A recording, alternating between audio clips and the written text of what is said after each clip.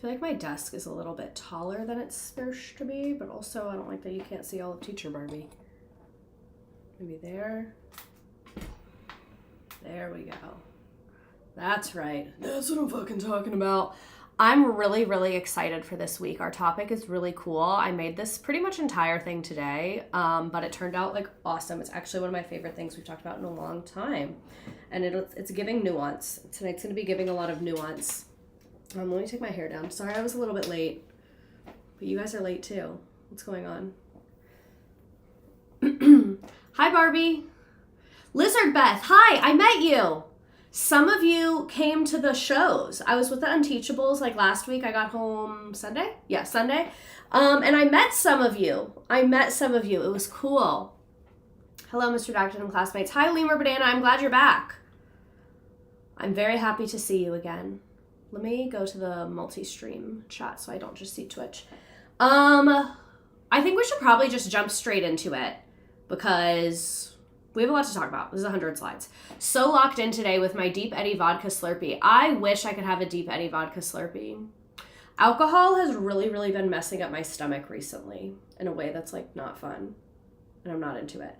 You got to start posting the stand-ups on YouTube so we can see. Canadian, I cannot come. I fear that will probably never happen because the reason I do stand-up is because I like to be able to make jokes that aren't going to live forever. You know? And then also, like, when you post something on the internet, you don't know who's going to see that.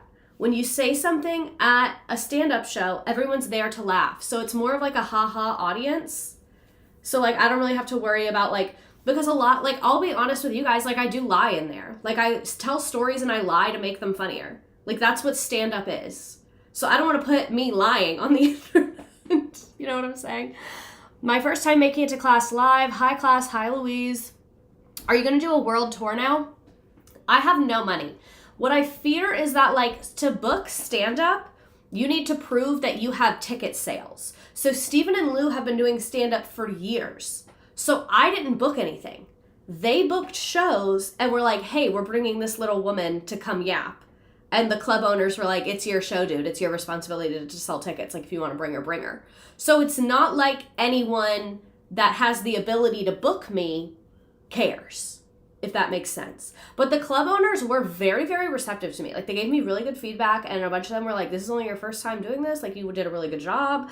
Only one guy gave me negative feedback, and he was an asshole, but honestly, his feedback was so good, and I was asking everyone else to give me negative feedback. I was like, tell me what I'm doing wrong. And that guy was the only one that did, but he was kind of an asshole. But I don't think it was, like, personal. I think that's just kind of his personality type. Working on a spreadsheet that has over 1,000 rows, send help. That's Mr. Redacted's job, is spreadsheet. And a lot of his have like thousands of rows. Oh, the feedback he basically said is he was like, you have really good stage presence and you're a storyteller. But he said that basically some of my punchlines were really good. And some of them, he was like, people are only laughing because you're cursing and you have a funny demeanor. So he was like, your punchlines that are really good, you need to focus on that and do more of them, is basically what he was saying. And I was like, that's a good point. Because sometimes I'll say something that's not funny, but because it has a curse word in it, people laugh. You know? And that's kind of what he was saying. And I was like, that is true. And he was like, but I can tell from some of your punchlines that are really good, you are smart enough to be a good storyteller. But yeah, it was good. It was really good. I liked it. I just hate being away from my house. I don't know why my stomach just started to hurt so bad. That's not good. The Mr. Redacted reveal. What's funny is, like, I'd already posted that picture on Instagram, I think, and everyone was like, oh my God, you're married. And we're not married yet. I just thought of that meme, and I was like, I need to post this meme. This is a really good meme. Like, I did it for the meme, not for anything else. I'd buy tickets in Boston. I'll let them know. So what I'm going to work on, stand-up is deaf, a lot of trial and error, yes. What I'm going to work on next, for those of you that are asking for like more dates and things like that. So basically, Stephen and Lou do a really good job of keeping track of their statistics and things like that. And they took videos of everything. So I'm going to make what's called, I think it's called like a press kit or something like that, that basically I can send to club owners that's just like me. So they can see like, oh, here's other shows I've been in. The tickets sold well. Here's some clips of me. You can hear people laughing, so that what probably is going to happen, I'll be honest with you guys, if you think that it's going to be like Miss Redacted coming to your city, an hour-long special, that's not going to happen. Like, I'm very, very, very far away from that. But what probably will happen is I'll probably be able to get some clubs that have like, every Thursday we do this comedy, I'll be able to get like a spot in something. So I'll be able to send you guys like, hey, this random comedy club is hosting this night. I have a 15-minute spot. That's probably what's going to be coming your way next, is not so much like the Miss Redacted 1 hour special, because like I don't have the experience for that. I don't have the clout for that in the comedy world. I literally just don't, which is fine because like I'm very new to this. I have literally one 10-minute set. But you will probably have the opportunities to see me in shorter, like where I'm one of many, sooner, and then hopefully one day. And I was talking to Stephen and Lou, and I was like, what's you guys' end game? This is my favorite question to ask people, is like, what's your end game? Like, what to you would you be like, I made it, I don't need to go further than this, like this is what I wanted. Like, this is it for me. That's my favorite question to ask people in any field. Like, what to you would be like, I made it. Like, I don't need to be hustling anymore. Like, I did it. I made it. And they were both saying, like, being, like, full-time comedians touring, doing that. And on this trip, I really realized, like, to me, that's not the I made it moment. Is that something I would love to do? Yes, absolutely. But to me, my ultimate dream would be to have, like, more of like a late night show where like comedy was part of it. Just because I hate leaving my house so goddamn much. And because like I love comedy, but I love too many other things too. Like I love doing history stuff. I love talking to people about things. So I would love to have like, what's it called? Like a late night show, a variety show? I don't know, where like part of it was me just talking and being funny. Part of it is we learn something. Part of it is I interview people or I go somewhere or I do something. And like that format to me is like, that's my end game. So that's like, I love doing comedy because I think I love being in person with people. Like I love having like an in-person audience is so fun to me. And I think it's building like a lot of skills, but I don't know if it's something that would be like my end game, but it's definitely something I want to keep doing. Will you be going by Miss Redacted still? I'm nervous a dumb club guy will use your government name to introduce you. So actually the first time I did stand up, I did it under my government name because like, and that's one thing that I'm struggling with because like what I told the club owners that I think is true is I was like, call me Miss Redacted because if you use my government name, no one's going to know who the fuck you're talking about. I was like, no one came here they came here for Miss Redacted. So the club owners were like, oh, okay. But when I was just like a couple weeks ago, before we went on tour, just so I could try it first, I went to just like an open mic that I got connected with somebody with. I did not know a single person there. I did not promote it at all because I was so fucking nervous. But I just went by like my actual name because I just felt weird to like an audience of people that don't know me being like, oh, I'm Miss Redacted. But then on this touring trip, I was like, no, I am Miss Redacted. Like, I think that's it. Like, I think I just am going to have to get over the weirdness of people not knowing who I am. And then, like, that's who I am there. Just because I think, like, when you think about a career, if I go do stand-up under my government name, you're a random audience member, and you Google me, you're not going to find anything at all. Because there's nothing to find. But if you Google Miss Redacted, you will find tons more of me. So I think I'm going to keep doing it under Miss Redacted just for like brand consistency, I guess. But it's been something I'm really having fun with and I'm excited to try more of. And it's very like the real life Hannah Montana. So one of my coworkers calls me Clark Kent because I wear glasses to work and I don't wear glasses on here. Sometimes I do. If y'all come every week, you've seen me. Sorry, I keep burping. There's 8. I always say that, though. He calls me the real life Clark Kent because he's like, your glasses are on at work, and then you take your glasses off, and you're on the internet. You should make a joke about it. Like, I'm legally not allowed to tell you my government name. Yeah. You get the best of both worlds. Okay, so we've been here for 10 minutes just yapping about my life and the updates and all those things. I will post more tour dates. I'm going to be posting them on Instagram mostly because TikTok basically hates. Like if you say a date or a time or a place, it hates you. I think you've turned your internet anonymity into a personality. Misredacted seems really authentic as a real life stage performer. That's what I think as well. Like it kind of started as a joke for when I did skits and told stories, but now like I love it. Like you guys see my logo with it. Like I think it's just so fun. And let me tell you, I know I said I was going to get started, but then I got distracted. Let me tell you, this is what made me turn. This is what made me be like, no, I need to lean into the misredacted. When we were in the Little Rock show, most of the people that came to these shows did not know who I am. I would say like 10 to 15, max was like 35 people who came for me. So when we did the show in Little Rock, we were selling merch afterwards. Well, the guys were selling merch. I was just kind of standing there.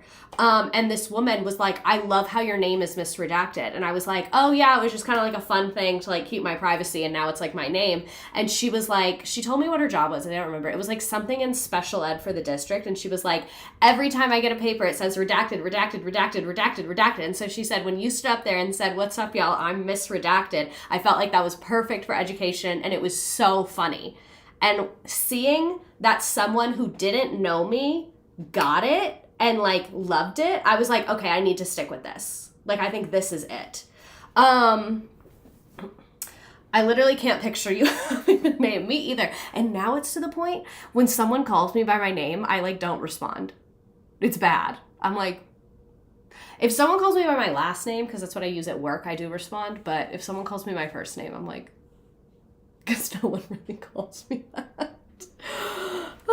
Okay. Y'all coming up with the names that you think would be my vibe is funny. So now that, again, got distracted again, but now that it's been almost 12 minutes of me yapping about my life and things like that, let's talk about Frances Perkins. This is like a lot. Like this is crazy, and I feel like I'm so angry that I didn't know who this woman was before. The way that I learned about her and got this idea is I was listening to a podcast about the Great Depression. It's called like American Storytellers, I think. It's like a big production one on like the Wondery app and shit, but I listened to it on Spotify. So they mentioned Frances Perkins. They were like, oh yeah, the first female member of a president's cabinet. And I was like, huh? And I had never heard of her. And then I just wrote her name down on the stream list that like, this is who she is. And then when I made these slides today, I was like, holy shit. This lady did so much work, and there's so much in this country that we can like attribute back to Frances Perkins, and I literally never even heard of her as like a history teacher who loves the Great Depression. So very, very much like unsung worker of America's history. Very interesting story. There's gonna be a lot of nuance tonight. This like it's not all sunshine and roses. It's the Great Depression. Like, I don't know if you thought it was going to be. But let's go ahead and get into it. Also, I love when people start Vanderpump Rules. I'm so glad you guys are watching this. Did you use AI for today's slides? No, I told you guys I'm done with that. The only exception, and I guess I just need to turn it off, is sometimes when I Google, like, what's someone's birthday, and it's like, AI overview. I hate how it does that. Remember when it used to just come up with their fucking birthday? No, I'm done using AI for slides. I'm not going to tell you I'm done using AI for everything ever, but definitely done with using it for the stream, because I feel like this is, and someone left me a comment the other day that was like, what was your turning point in AI? Like, I used to watch your content, and then you said you used AI, so I stopped, which kind of made me laugh. And for me, it was like, I got tired of seeing AI on the internet. You know what I mean? Because when I started using AI, I would never really see other people using AI. I'm sure they were using it, but I just didn't see it that often. And now I feel like I scroll on my phone, and it's fucking AI videos and AI art and AI, like, fucking list and AI post on LinkedIn, and it's just boring. And I feel like the internet is just turning to slop. And I was like, people pay to subscribe to this stream, and I don't want to give them slop. I want to give them good things. You know what I mean? Under the Desk was talking about how pervasive AI has come. I know, right? Did anyone got by those AI bunnies on the trampoline? I did, until they started jumping. When I saw them just on there, I was like, oh, someone put a bunch of bunnies on a trampoline. That's really cute and dangerous. And then I was like, oh, this is AI. You know what I mean? It was just like, it's giving slop, and I'm done with the slop. If you send -AI at the end of your search, it removes the AI. Oh, interesting. Okay, so let's talk about a time when they didn't have AI, where they just had the Great Depression. So Frances Perkins, her childhood name was Fanny. She was born April 10th, 1880.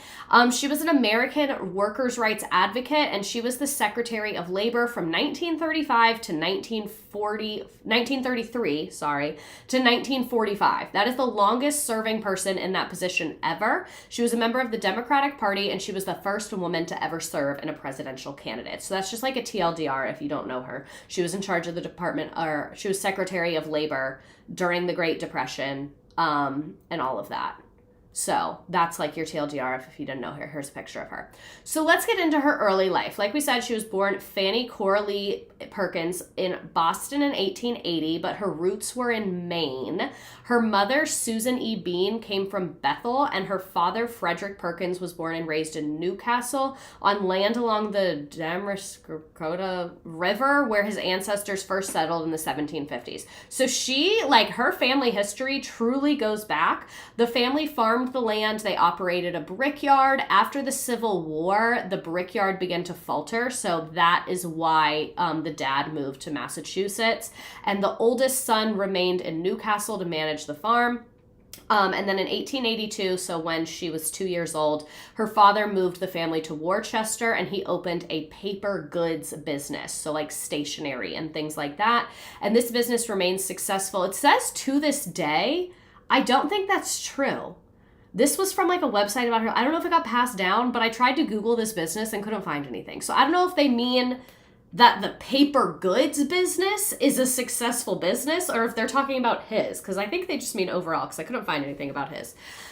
He maintained close ties to Newcastle. However, Fanny, as she was known to the family, spent her childhood summers in Newcastle on a farm with her grandmother, and frequently her grandmother and uncle would stay with the Perkins family in Worcester.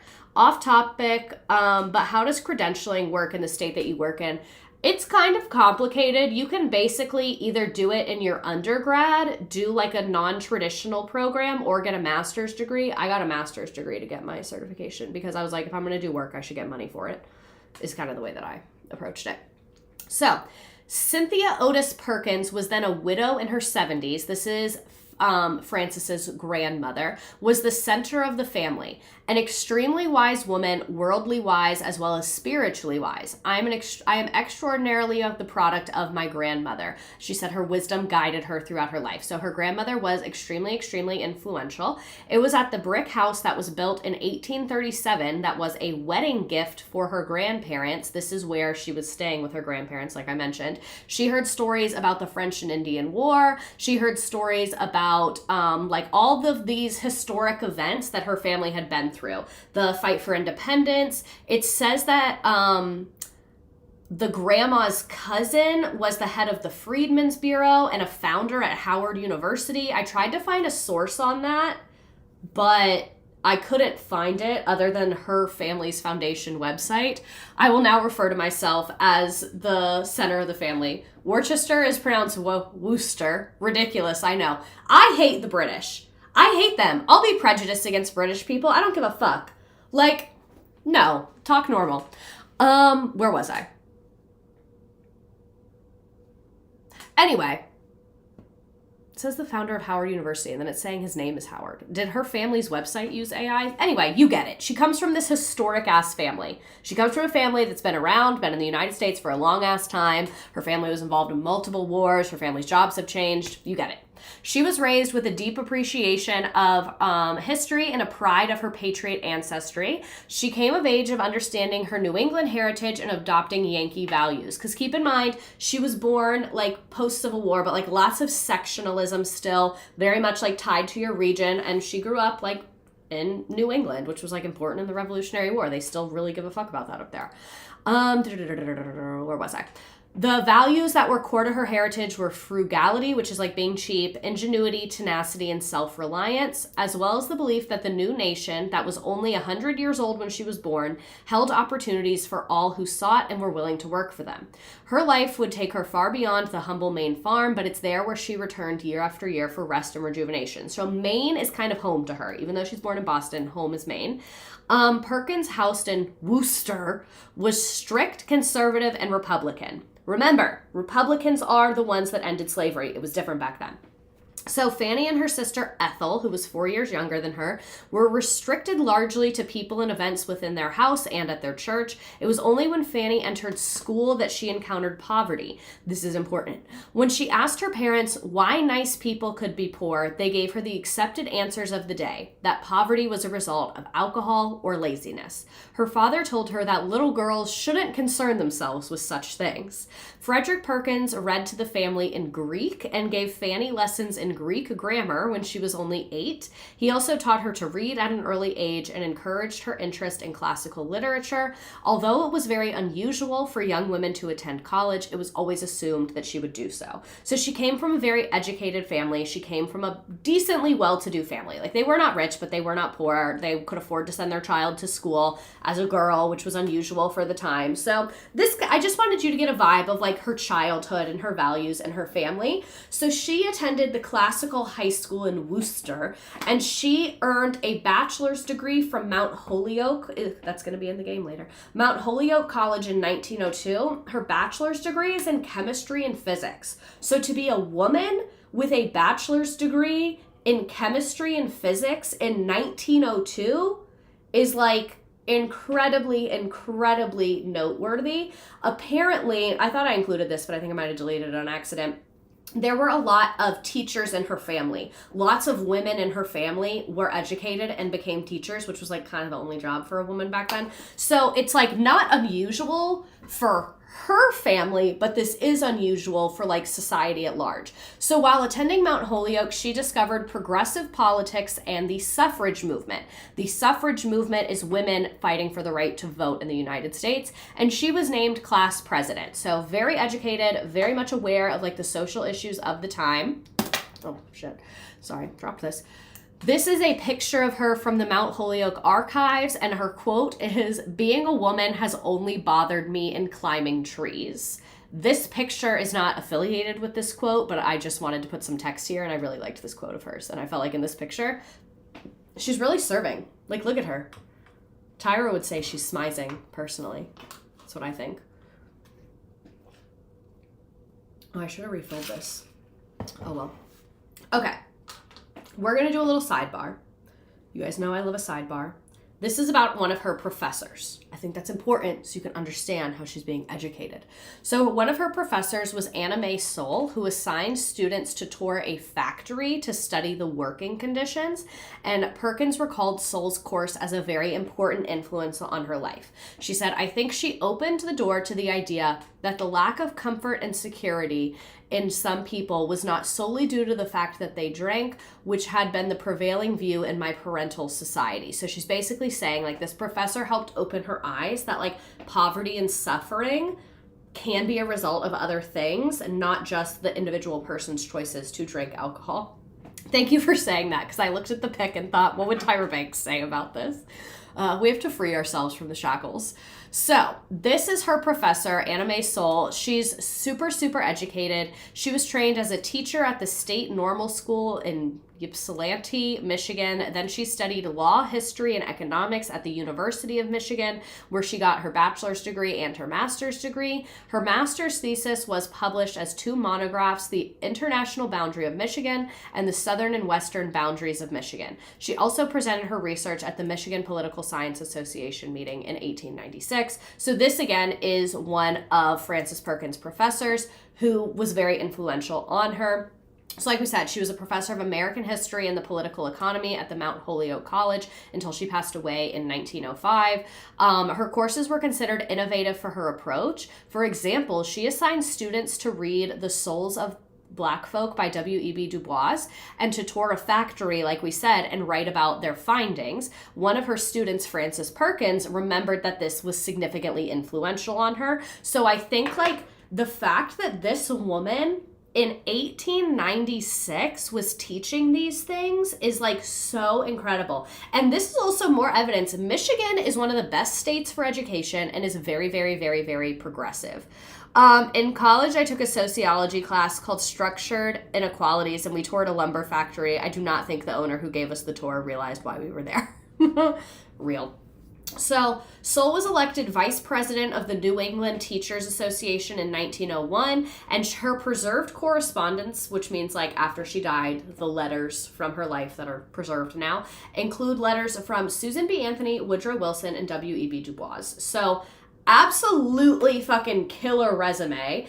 And again, I know this is not who we're talking about tonight, but this is like a big deal, and I felt like it's very relevant to Frances Perkins. If like she is saying that this was one of the most influential people in her life, I felt like it was worth visiting. So back to Frances Perkins.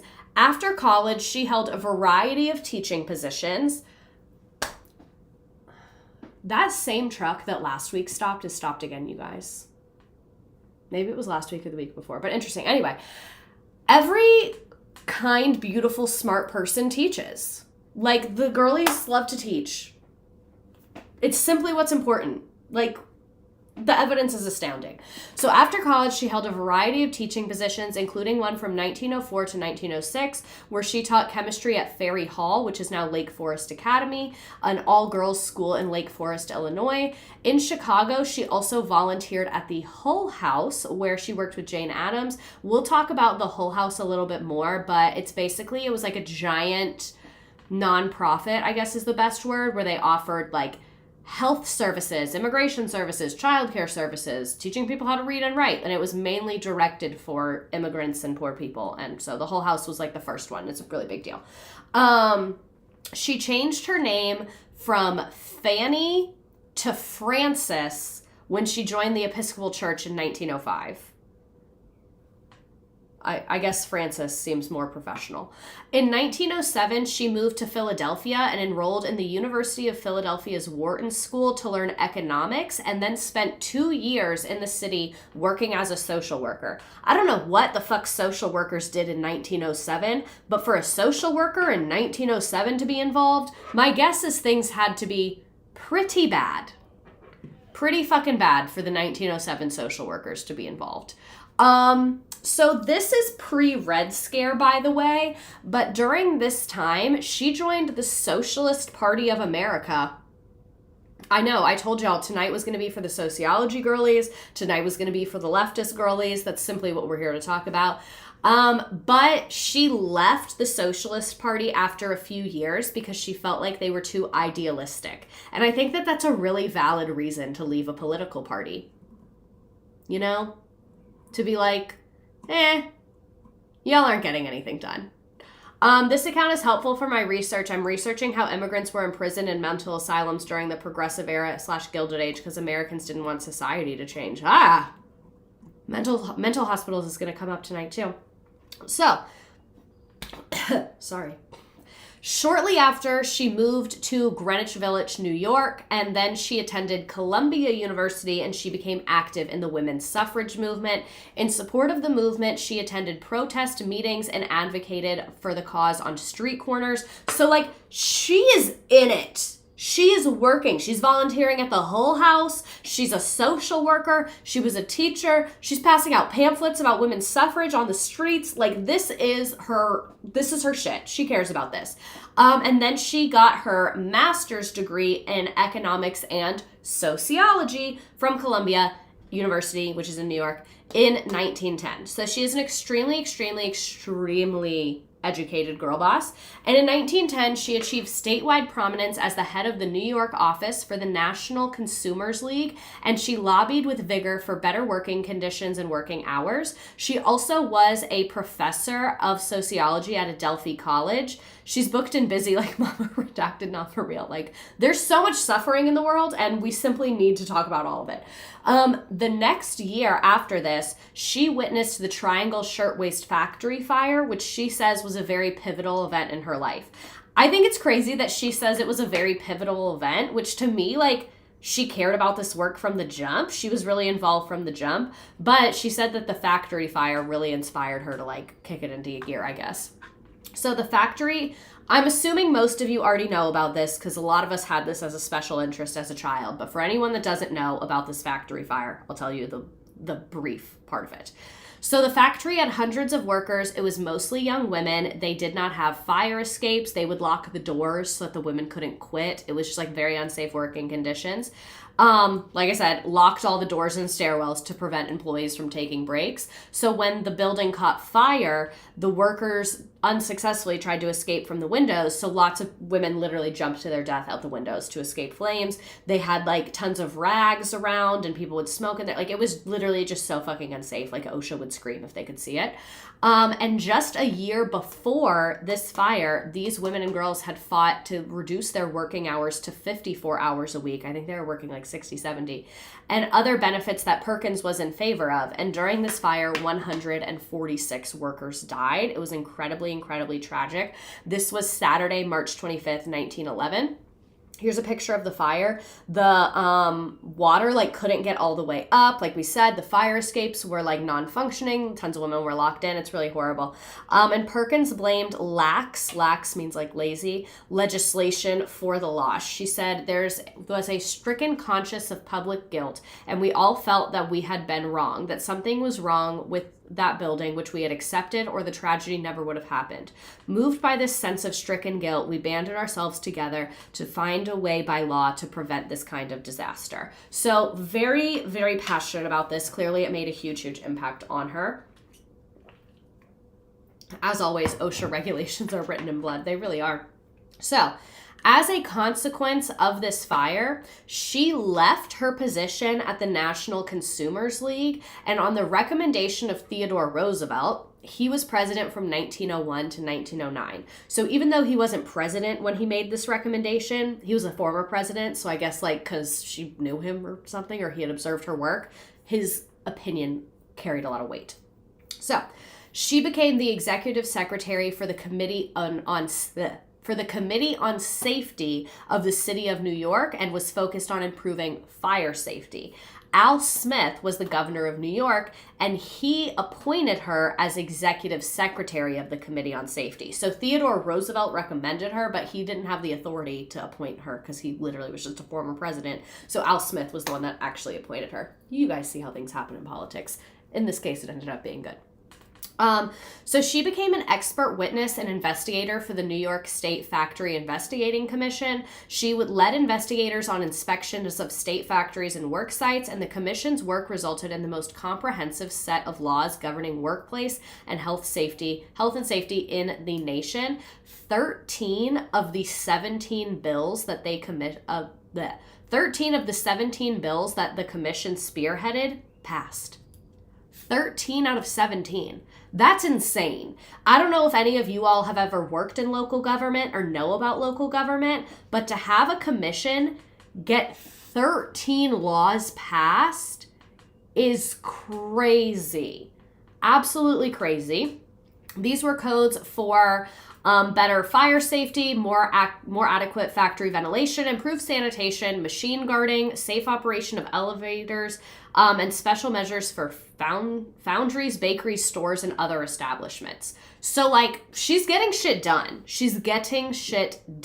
So when she says, like, it was very influential on her, what I see is that before this fire, she seemed like she was very big picture and idealistic. Like, I want to help people. Women's the right to vote. And then after the fire, she was like, let me get in the fucking office and change fire code B34. Like, she got more nitty gritty with her work. And as part of the Committee on Safety, they investigated another significant fire at the Freeman plant in Binghamton, New York, where 63 people died. And in 1912, she was instrumental in getting New York legislature to pass the 54-hour bill that capped the number of hours that women and children could work. 54 hours is still crazy as fuck for anybody to be working, but really an improvement for the time, because many women and children were working 70 hours a week.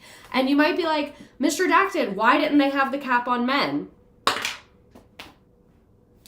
If men wanted a cap, they could have passed it themselves.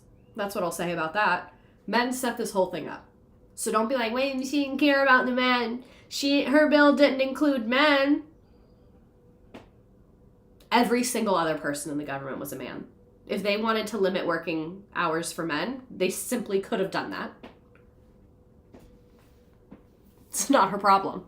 So she pressed for votes for the legislation, and she encouraged proponents, including Franklin Delano Roosevelt, this is before he was president, to filibuster, while Perkins called state senators to make sure they would be present for the final vote. Like, she was very much involved in this legislation. And if you don't understand what this means, it's okay. She's calling senators. She's making sure they're going to vote for it. She's encouraging people to filibuster. Like, she is very much involved in the nitty-gritty. She really reminds me of Leslie Knope in a way. Like, even though technically her job is not to pass legislation, this is legislation that she cares about, that it was her job to do the research for the lawmakers to pass this legislation. So it seems like she really just wants to see it through, and she wants to make sure that, like, her vision is getting done and everything is just going to be really slay rock star and awesome. I'm, like, rationing my water. I really should have filled this up before this. Okay, that was a lot. Let me pause. How are we feeling? Any questions so far? I guess we're really not even far through this at all. But that's kind of her early career. On the mood board, she's the inspo. She really is. She really is. She did say some not awesome things that we'll talk about. But honestly, for the time, she is the Leslie Knope of the time. I was just thinking about Leslie Knope. I'm going to make my fiance watch Parks and Rec soon. He's never seen it, so no one tell him, because it's just something I'm working on in the background. Okay, so that's kind of her career up to, like, where did we leave off? 1912. Let's get in. We would all take a beat if you need water. You have rights. It's all the way downstairs. Like, I really just don't want to go all the way downstairs. I don't need it. I don't need it. So anyway, let's talk about her marriage and personal life. I'm not going to do it. You can tell me all you want. I'm not going to. Because I'm going to go down there and get distracted and forget you all are up here. And I'm not out. There's more in here. If I run out, I will go get it. That's the promise I will make you. So let's talk about her marriage and personal life. I even debated including this because I was like, who cares? Like, it doesn't matter. Like, that's her business. We care about her career. But her marriage and personal life is very personal to who she is. And I feel like it helps us understand her more. So I think when I'm talking about it, it's not sexist, because I always talk about people's personal lives. But if this was an educational video about Frances Perkins, maybe it would be sexist. I studied her in my construction safety class in college. She was the blueprint. She really is. So in 1913, she married Paul Cadwell Wilson. He was handsome, rich, and progressive.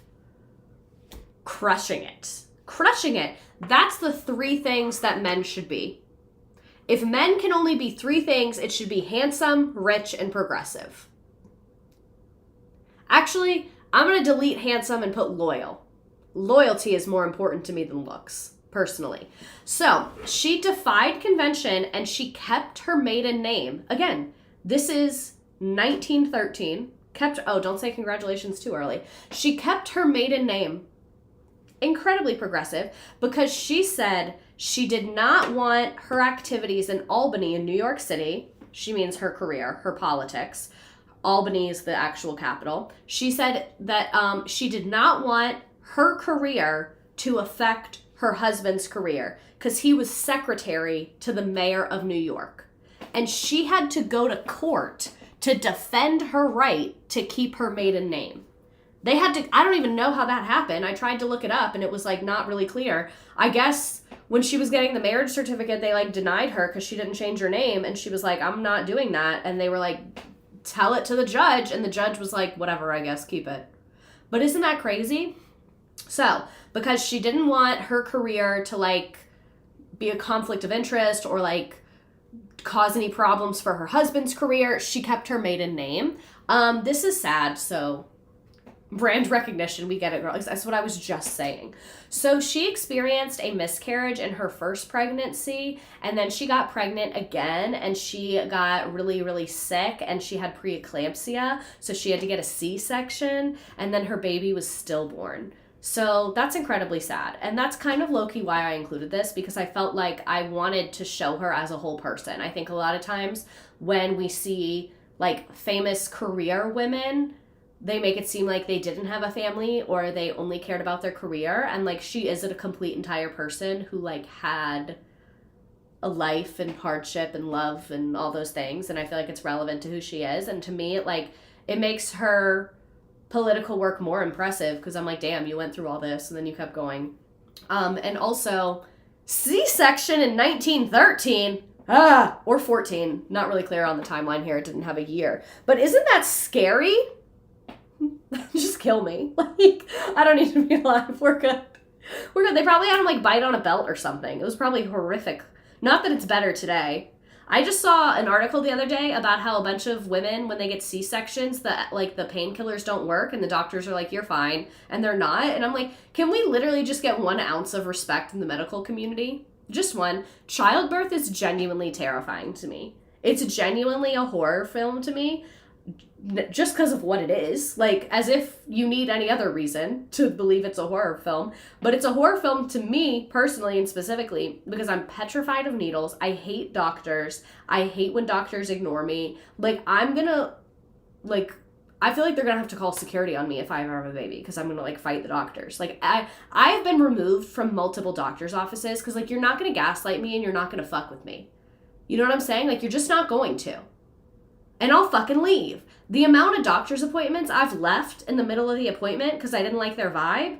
In the middle of the appointment, I've literally picked up my stuff and I'm like, bye, more than once. So that's why birth is terrifying, because like, you can't get up and leave. You know? It's horrific. They really need to get that figured out sometime in the next like 5 years for me personally. That would be great. So then she got pregnant again. 3rd pregnancy, tough.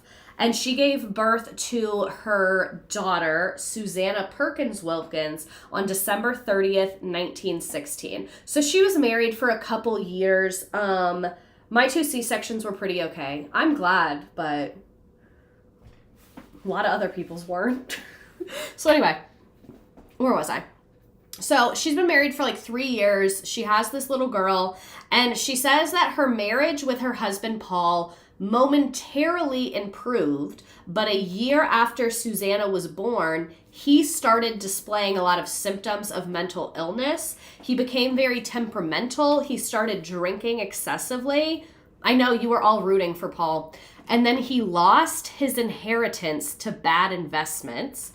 And then the mayor lost his next election. So then Paul was unemployed as a political advisor. So that's not good. Things are really not good. And then he also was dealing with what we think was manic depression. We don't really know. People didn't really understand this at the time. We didn't have medications for it.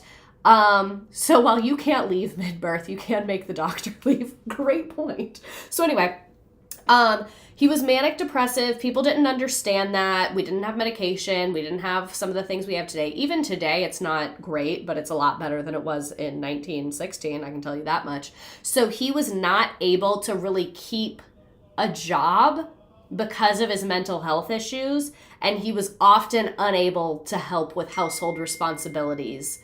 Again, because of his mental health issues. Probably more like a psychotic break. So here, let me put my computer on Do Not Disturb so that stops happening. What I think it was, I don't know how old he was at this time, but if she was born in like, what was it, the 1880s, so maybe he's like late 20s, early 30s, somewhere around there. I know a lot of mental disorders and things like that can sometimes come up later in life, especially for men. So maybe it was that. I don't really know. You also have to think about all the poison people were putting in their bodies back then. It could have been caused by something, like some kind of like substance or drug or something. We really don't know. The amount of things you could just get at the pharmacy that we didn't research or understand. So I don't know where this came from. Maybe, who knows, but it happened. He's really struggling. So I'm not gonna be upset at the mental health issues. We all have mental health issues. I have many mental health issues that sometimes I'm not great at being on top of. But what I am going to talk shit about is lost his inheritance due to bad investments. These were during years that the economy was like on the rise. What's wrong with you? Like, what? You were born rich. You could have just done nothing. You could have not invested in anything and just kept the money, and it would have been better. So, what do you mean you lost your inheritance? I have a very low tolerance for men losing their inheritance, because what do you mean? You lost it. On what? Investments?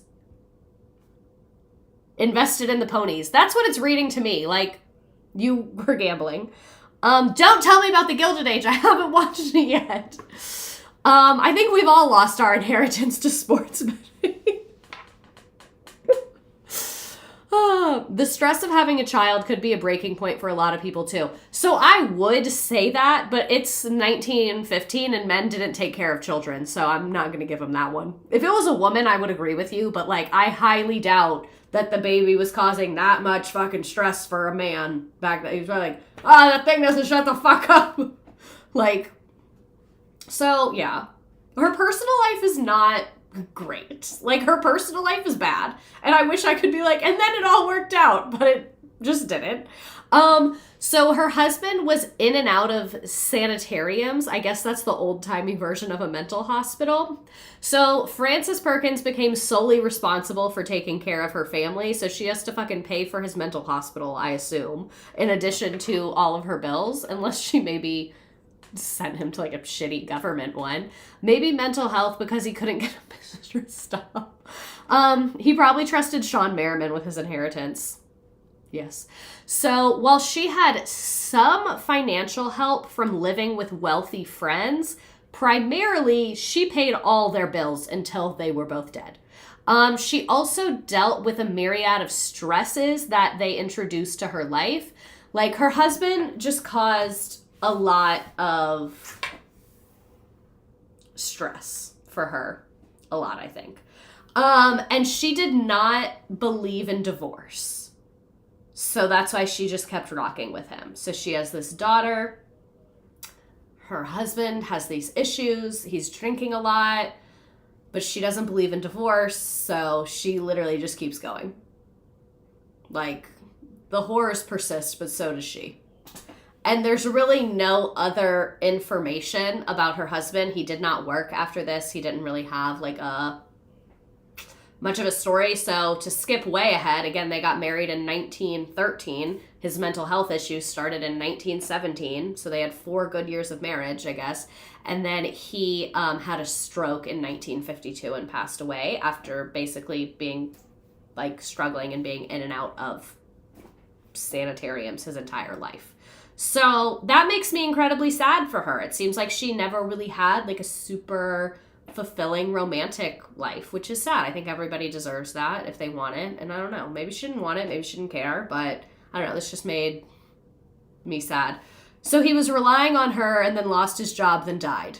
Typical man. Why wasn't he sent to World War I? Probably because he was in the mental hospital.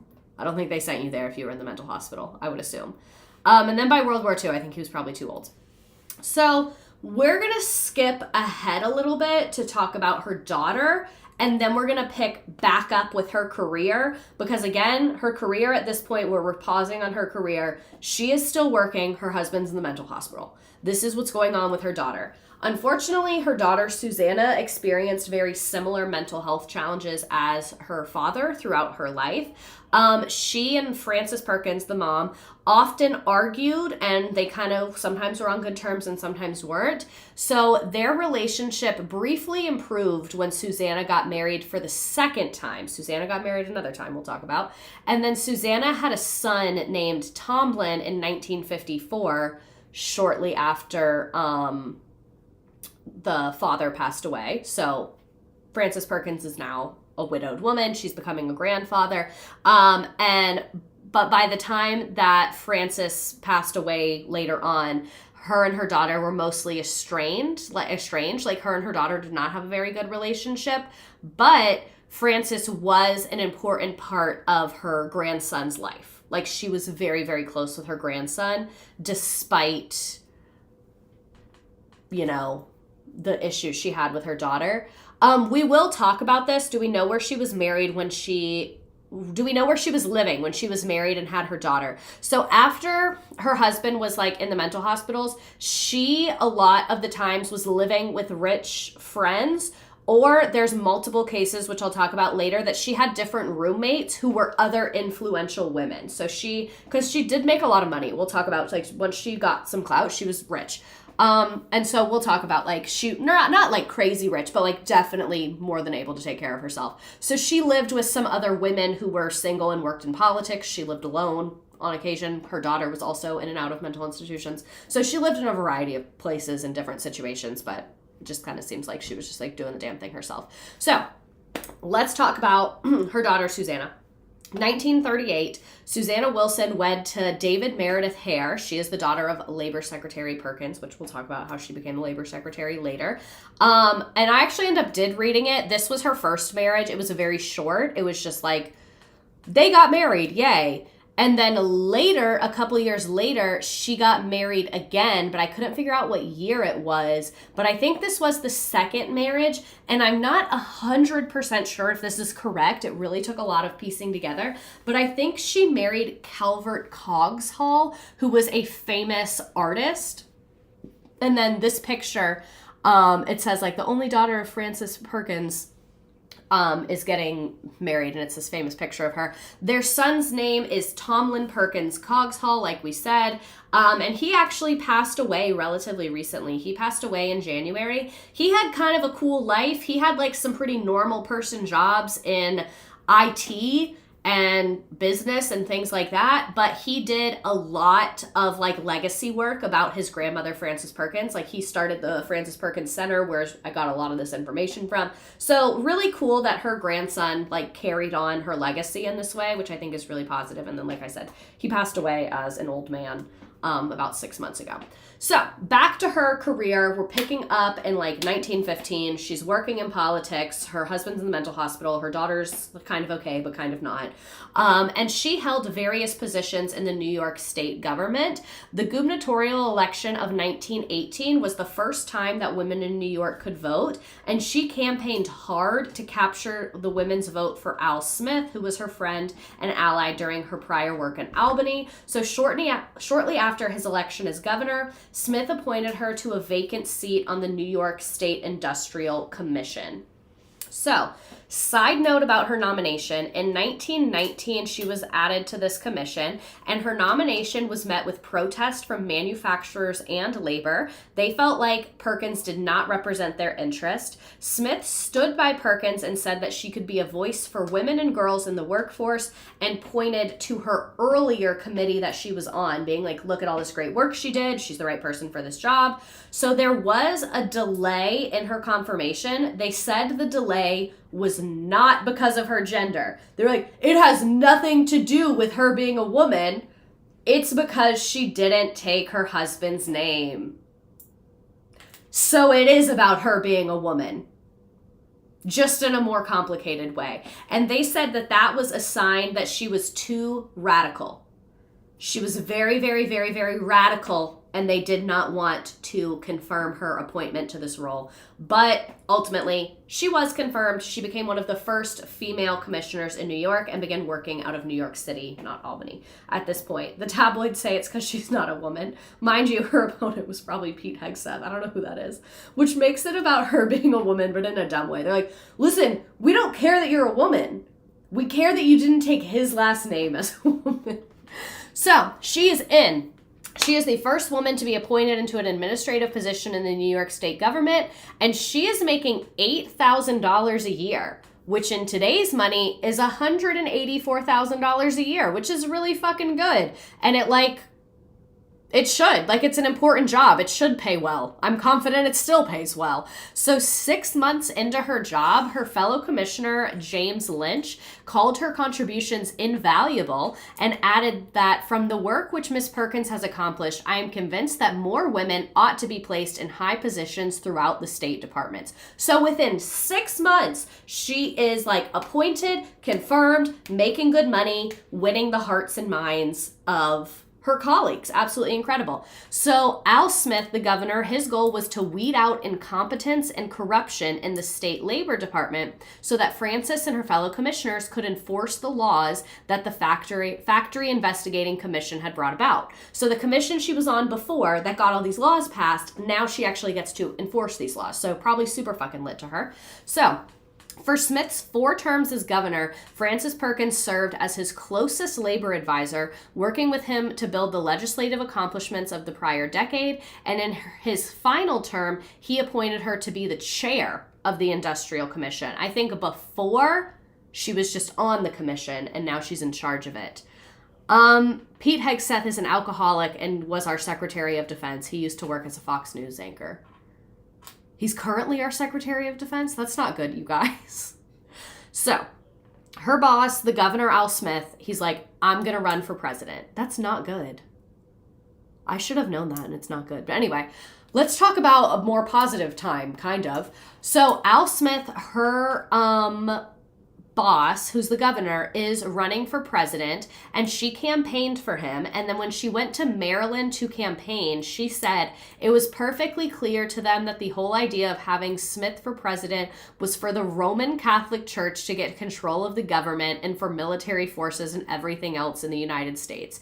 It was one of the most deep-seated prejudice I'd ever met. So she's trying to campaign for her friend, and everyone is like, oh, he's fucking Catholic. Your fucking bitch-ass governor friend is Catholic and we're not voting for him. So he lost, unfortunately. But while she was working for him, she met FDR, who became the next governor of New York. So FDR liked her, so her shit kind of gets to keep going. Because normally, when there's a new governor, you get fired and they bring in all these new fucking people. But FDR really liked her, and she was doing really good work, and like we said, was very respected for how much she had accomplished, so he was like, yeah, girl, keep going for it. Roosevelt liked her, and against advice, he made her director of the state industrial department. She was now making $12,000 a year, which is $222,000 in today's money. Again, important job. It should pay well. She got along very well with him, and he came to trust her honest views about important state matters. During her tenure, she began to push a social agenda, which included developing unemployment services and women's right to work. So she's really doing the damn thing. So 1928, the Great Depression has not happened yet. FDR becomes Roosevelt. She's the state industrial commissioner, and she has oversight and responsibilities for the entire state labor department. And soon she became the most prominent state labor official in the nation. And she and Roosevelt searched for new ways to deal with rising unemployment. Because even though the stock market had not crashed yet, unemployment was on the rise. She said, "We have awakened with a shock to the frightful injustice of economic conditions which will allow men and women who are willing to work to suffer the distress of hunger and cold and humiliating dependence. We have determined to find out what makes involuntary employment," she said. So, very social agenda. She's on top of the unemployment. She feels like people should be able to work and take care of themselves and all of these lovely things. So, boldly, this is what got me. She challenged the Hoover administration. The Great Depression has started now. It's 1930, and January of 1930, President Hoover, who fucking sucked like the vacuum, was doing nothing for the Great Depression. President Hoover literally said, Americans are such hard workers, they'll be able to lift themselves out of this. So January 1930, Hoover administration says, employment is on the rise. We're going to begin to recover. And she called a press conference and said, the president is wrong. This is a woman in 1930 in a state office calling out the president of the United States. She's so brave. So she did this because the New York Bureau of Labor Statistics showed that there was actually a decline in employment. So the president is saying more people have jobs, but she's looking at her report and she's like, no, they don't. Unemployment is the worst that it has been in 16 years. So she calls this press conference to basically call the president out, which I think is incredible. A lot of Parks and Rec references tonight. Swing at him again, Francis. Like, that is so girl boss of her. I really, really deeply appreciate that a lot. And she doubled down on it. Naturally, everyone freaked the fuck out. This was front page news. And then the Hoover administration was like, Francis needs to shut the fuck up. We're right. She's wrong. No, no, no. We're going to make things better. Every time they tried to just give vague, like, things are getting better, she would come in with statistics and be like, you are wrong. You are a wrong liar. You are lying and you are wrong. This is what she said. It is cruel and irresponsible to issue misleading statements of improvement in unemployment at a time where the unemployed are reaching their end of their resources. So she felt like you're trying to gaslight Americans. All these people are suffering and struggling, and you're trying to be like, oh, everything's fine. It's probably your fault. So she really didn't give a fuck about the hierarchy. Like, she was with the truth. Like, she was not, as someone in charge of one of the largest states in terms of populations, labor, she was not just going to sit there and, like, act like you could just fucking lie. We need a Francis these days. I know, right? I have a safety bulletin board at work I update, and Francis is going up tomorrow morning. Please do. So she is getting to motherfucking work. She's calling out the president, all that. This is who AOC thinks she is. That was funny. Oh, I just realized my chat is, like, in the wrong spot. Oh, I can't breathe. So, from her position in New York State, she worked with representatives of labor and industry to explore long-range programs to increase employment. She helped organize a conference on unemployment of 7 industrial states of the Northeast. She reorganized and expanded the state's employment agencies, but increasingly, she was very focused on unemployment insurance. Unemployment insurance is just like unemployment. Like, you get the money because you're unemployed. Like, the government gives you a little bit because you can't find a job. That's what it is. So, with her encouragement, Roosevelt became the first public official to commit himself to unemployment insurance, and this is the Great Depression, so people were pretty into that. Like, not the government, but, like, citizens. And he sent Frances Perkins to England and was like, go figure out what the British are doing, go look at their unemployment system. And then she returned, and she had lots of recommendations for an American version of that British program.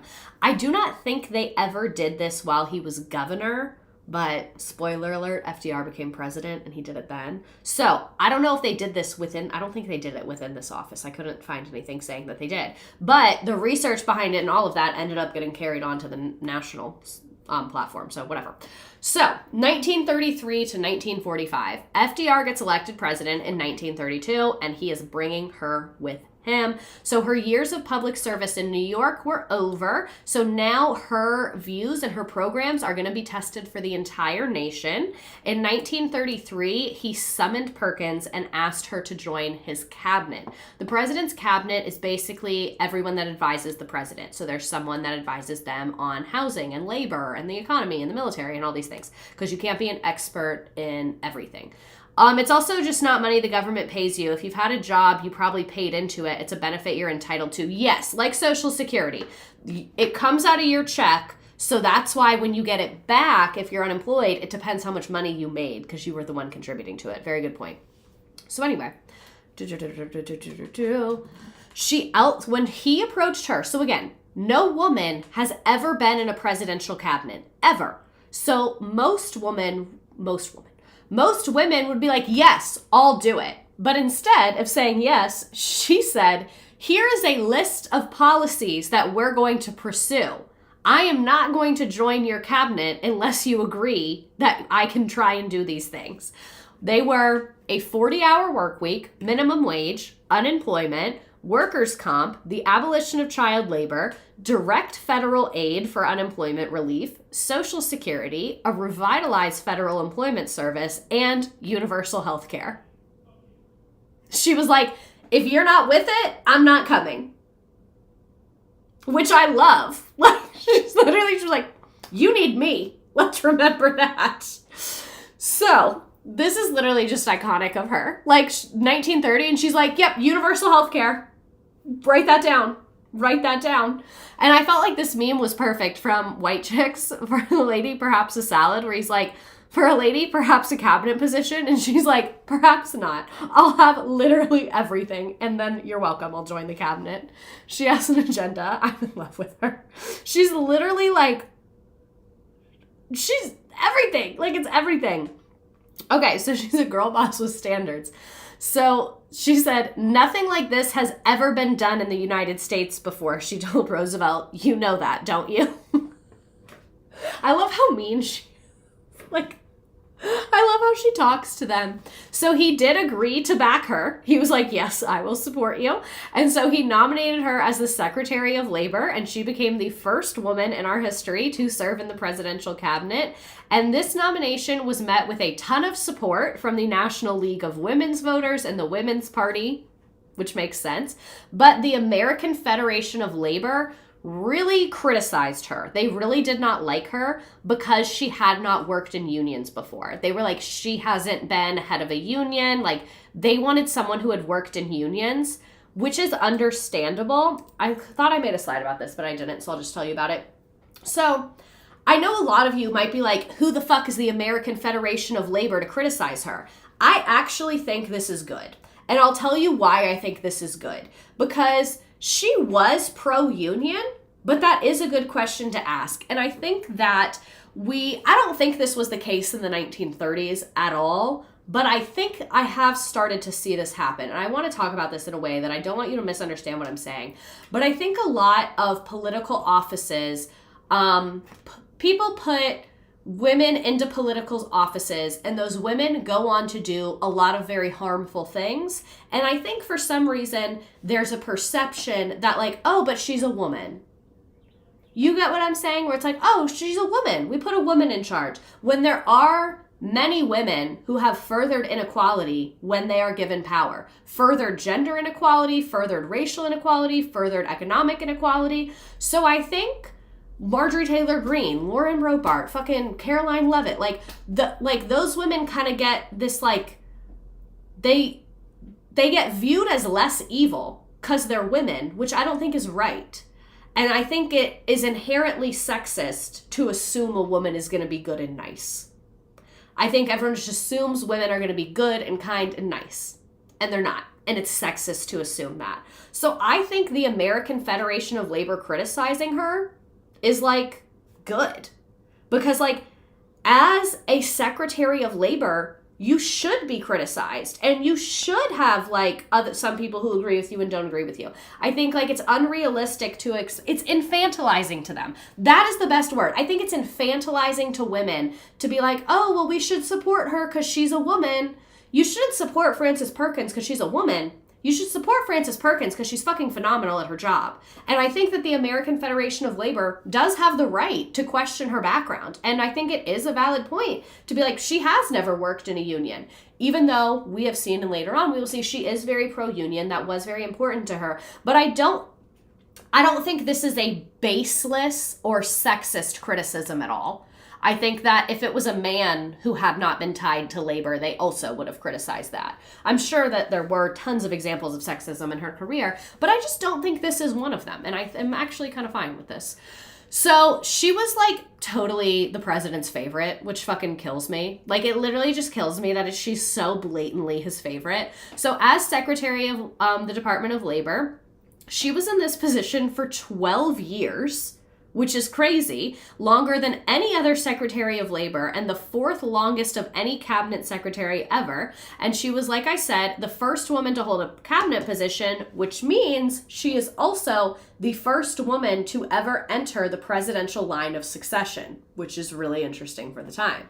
So the selection of a woman in the cabinet was rumored in earlier administrations, but Roosevelt was the first one to do it, and there are very few exceptions that he disagreed with her. He consistently supported pretty much all of her goals and programs and kept her in the job for 12 years. Clearly, he really respected her, really felt like she got shit done. I think this photo of her is really beautiful and like striking, and I just really loved it. And this quote, again, unrelated to the photo, but I just liked it. She said, "I came to Washington to work for God, FDR, and the millions of forgotten, plain, common working men." And when she says working men, I think she means men and women, obviously. But that's, yeah, hell yeah, man. Hell yeah. She's like, God, my boss, and the American people. I would cut God, but I liked that quote. So, from her earliest days in the cabinet, she was a forceful advocate for public works programs. Within a month of his inauguration, Congress enacted legislation establishing the Civilian Conservation Corps, which he asked Perkins to implement. This was a voluntary government work relief program that ran from 1933 to 1942. This was for unemployed, unmarried men ages 18 to 25. They eventually expanded it to 17 to 28. This was a major part of the New Deal. The New Deal is like all of the programs in the Great Depression. Were women a part of unions back then? Yes and no. Some unions, yes. Some unions, no. It depended on the union. I always wonder what they mean by God, just like service for service sake. So when people say they're doing it for God, this is what I've realized that they mean. I think for a lot of people, religion and God are their guide to morality and right and wrong. So when they say I'm doing something for God, what they mean is I'm doing this like for the righteous and correct and justice, like for the people that deserve it. And they view that as for God because God told them to do good unto others, is how I perceive that. Like I'm doing it for God means I'm doing it to further God's mission of doing good unto others. That's not maybe what she meant, but that's what I think. So anyway, it means guilt. So the CCC was a major part of the New Deal. They worked a lot with conservation and the development of natural resources in rural land. So here's some like graphics from the CCC. She helped develop this. She helped organize this. The CCC did a bunch of cool shit. Here's some stuff. This is CCC boys leaving for Camp Lassen National Forest for home. And this is a picture of a bridge in Little Rock, Arkansas, where I just was. I should have visited the bridge that the CCC built. So yeah, some cool projects if you didn't know what the CCC did. They also did a lot of like soil restoration and shit like that. I figured out that people didn't have an internal sense of morality when I was 9 years old at church, and it rocked my world. I'm agnostic now. Real. So here's some CCC workers in the Cuyahoga Valley National Park. This is some camps in Michigan. You can see they were tents and then they built barracks. This is a bunch of CCC members. So like, huge program. She's in charge of this huge program that did tons of good work, employed tons of people, built a ton of infrastructure for our country. They also had, I did not know about this, She-She camps. Get it? CCC, She-She.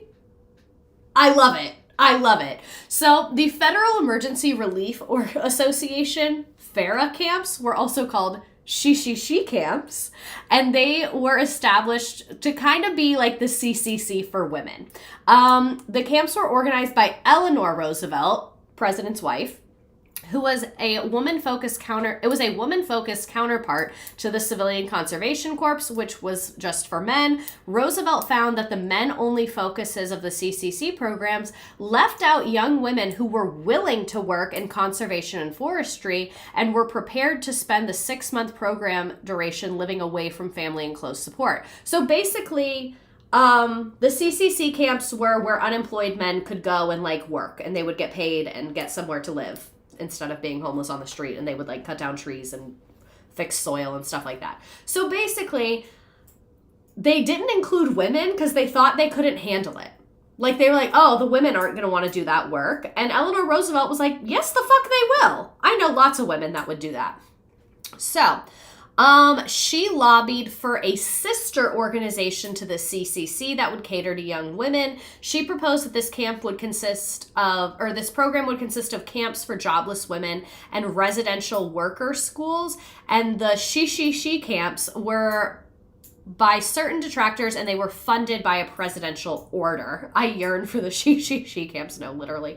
So Frances Perkins championed one of these camps after Roosevelt held a White House press conference for unemployed women in 1934, and Roosevelt's concept of a nationwide jobless women's camp was achieved. While the public largely supported New Deal programs, the She-She camps did not receive a ton of support. They reached a maximum of little over 5,000 women and overall served 8,500 women as a result of Roosevelt's support, compared to the CCC, which was 3 million men. So the CCC was 3 million men, and the most that was in the She-She was 8,500. So really, really, really different numbers. They probably solved the world's problems in one night and made the best soups on day 2. So here's some pictures from the camps. This is on the left, Eleanor Roosevelt making a speech at one of these. And then the one on the right is one of the camps in Maine. It kind of looks like a good time, I guess. So more on the details of the creation of this. Frances Perkins and Eleanor Roosevelt were really the ones that were doing it. President Roosevelt would go on to create it, like we said. I think this is kind of redundant. So in August 1933, this is when it was actually started, and 1 month later, Hilda Worthington Smith would join Woodward's as the FARA's Workers' Education Specialist. Worthington Smith went to work for President Roosevelt with a great deal of experience in her field, so they have this woman working it. And Eleanor Roosevelt and Ellen Woodward hosted a White House conference regarding the urgent need of women's jobs. And they suggested the idea of a nationwide program of residential schools where relief and recreation could be coupled with educational programs that instilled social responsibility. After receiving approval from the director, Harry Hopkins, and collecting funding, Eleanor Roosevelt and Frances Perkins launched the experimental camp. And it took several months to get it working. But people were kind of fucking annoying about it, I'll be honest. Once it was open, people said it was inappropriate for women to work in forestry.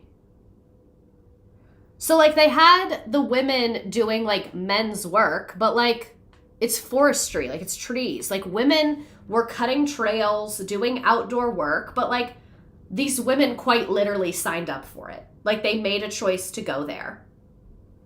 And I think, like, manual labor is degrading for anybody. So, like, I think it's really fine.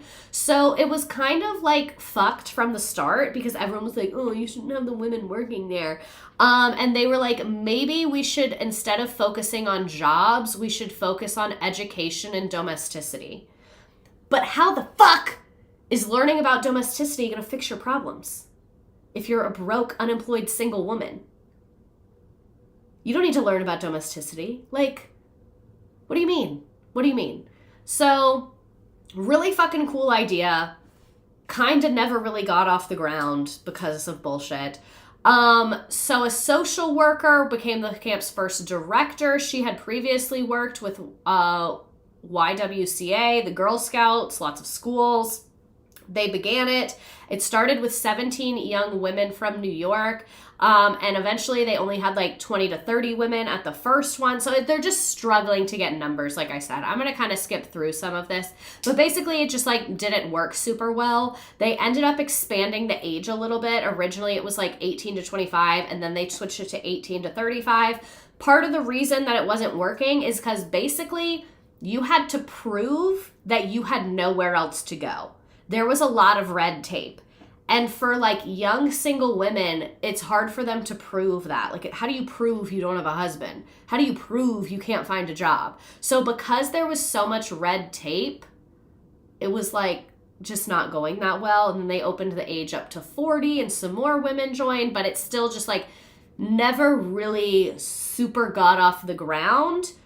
But the women that were there, it did have like it worked and people enjoyed it. It was just never really super widespread or well known, which kind of sucks. Because I think it was probably like marketing. Because if you notice, we have all these fucking graphics for the CCC that we've seen everywhere. I had never even heard of these. So like, I just feel like they didn't market it as well. Yeah, like it could have been better, but it was better than I expected. So millions of men got jobs and trades and skills, and a few women got crafts camps. Yeah, basically. And originally the plan was to make it the same just for women. But then they were like, no, people aren't going to like that. We aren't signing up. But I think, like, it could have been way fucking cooler. So this is going to be less positive. We discussed sexism in the CCC. What about racism? Because keep in mind, Frances Perkins is not in charge of Farrah, the She-She camps. She's in charge of this whole motherfucker. So that was just like one side thing that she was a part of that I wanted to mention. But let's talk about how racism was handled in her leadership. I will say I'm kind of disappointed here. I was really hoping that she was going to like rise and be like anti-racist and all of this stuff. And she just kind of didn't. Like she's just kind of went along with what the norm was, which really upset me because I thought, like, she was so progressive in so many areas, I would have thought. And then how her professor was reading W.E.B. Du Bois, I was ready for her to be like, racial equality, but no. So, the first person enrolled in the CCC in 1933, and they set out to enroll a percentage of Black people that reflected the population of Black Americans in the census. So they wanted it to be like proportionate. This meant a cap at 10% of enrollment, but this did not account for the disproportionate impact that the Depression had on communities of color. In some locations, it was a challenge to get any people of color enrolled, and then in some states that had very large Black populations, no Black members had been selected to join the CCC. So the federal government was forced to get involved, which means Frances Perkins, because she's in charge. So basically what's happening is they're supposed to be hiring Black people, and they're just kind of not.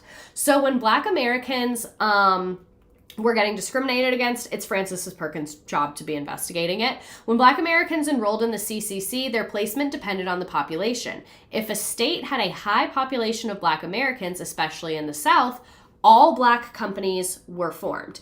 Even though the CCC companies were supposed to be integrated, they were not. Segregation still existed. And again, she is in charge of this.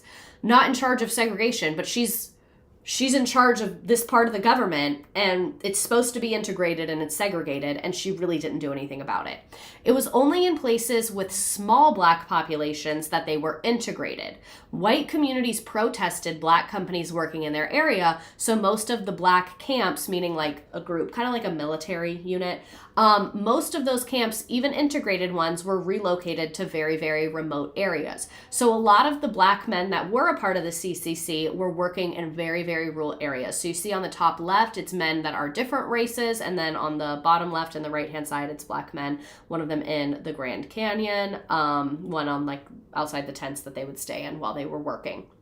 So, in 1935, Robert Fechner, the director of the CCC, was tired of receiving complaints about the program's integration. Again, this man reports to Frances Perkins. In 1935, he ordered complete segregation of colored and white enrollees. Even though discrimination went against the law that created the CCC, Fechner asserted that segregation was not discrimination. So even though the way the CCC was written, it was supposed to be integrated, it literally just wasn't. And she never enforced it or did anything about it. So that's why I said I was kind of disappointed in her. She didn't really she wasn't like, we should segregate it. But she could have done something and she didn't. It was literally her fucking job and she didn't.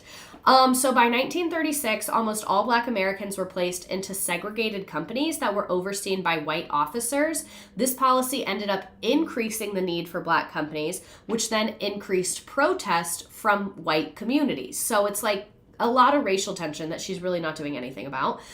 This led Fechner to restrict the enrollment of Black Americans altogether. It was not until 1941, 1 year before the CCC, that was dissolved, that African Americans were encouraged to enroll again. So really not great here. Robert needs to grow the fuck up and tell the people complaining to him to get over it. Because what it seems like happened, and I wasn't there, but what it seems like happened is that she was in charge. They were like, yeah, it's supposed to be integrated. And then no one really checked. And then he's getting all these complaints that it wasn't integrated. And he probably went to her and was like, everyone's complaining to me. I think we should segregate it. And she was like, okay, whatever, is kind of what it seems like happened. She didn't take a stand and she didn't really do anything. This kind of really surprised me because I felt like with everything else I had learned about her, she was so progressive and so ahead of her time and so brave. Like went against the president, not afraid to say anything, not afraid to do anything. And then with this, it just seemed like she truly didn't give a fuck. So I'm not going to say like, oh, she was too scared to say something. She wasn't too scared all those other times she said things about other stuff that was controversial. So it just seems like this was literally just not important to her. Like, it seems like it just wasn't a priority of hers. She didn't really care about this too much.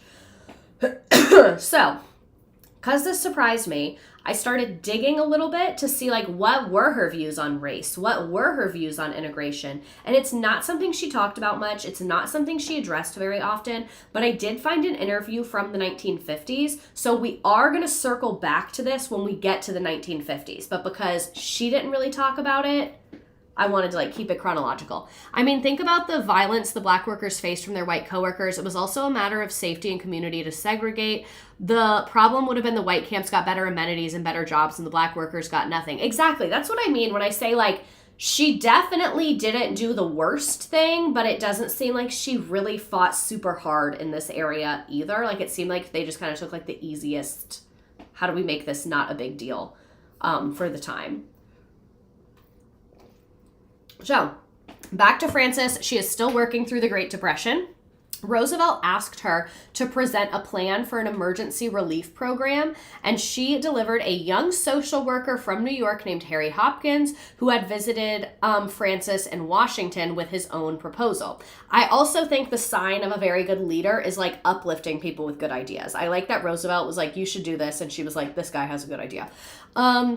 The proposal became what embodied the Federal Emergency Relief Administration, which Hopkins actually led. Before Roosevelt presented his final 100 days of legislation to Congress, the National Industrial Recovery Act, Perkins convinced him to allocate $3.3 billion for public works from the money appropriated. Serving as a member for the Special Board of Public Works, she helped ensure that this money was spent on socially useful projects: schools, roads, highways, housing, and post office. The public works construction employed 1.5 to 2 million people in 1934. So really, like, when we talk about how cool the New Deal was and how much it did for our country, that really was Frances Perkins. The roads that you've probably driven on is because it was her idea to have people build them. A lot of the schools, a lot of airfields, like where the plane lands, those were built during this time. Lots of post offices.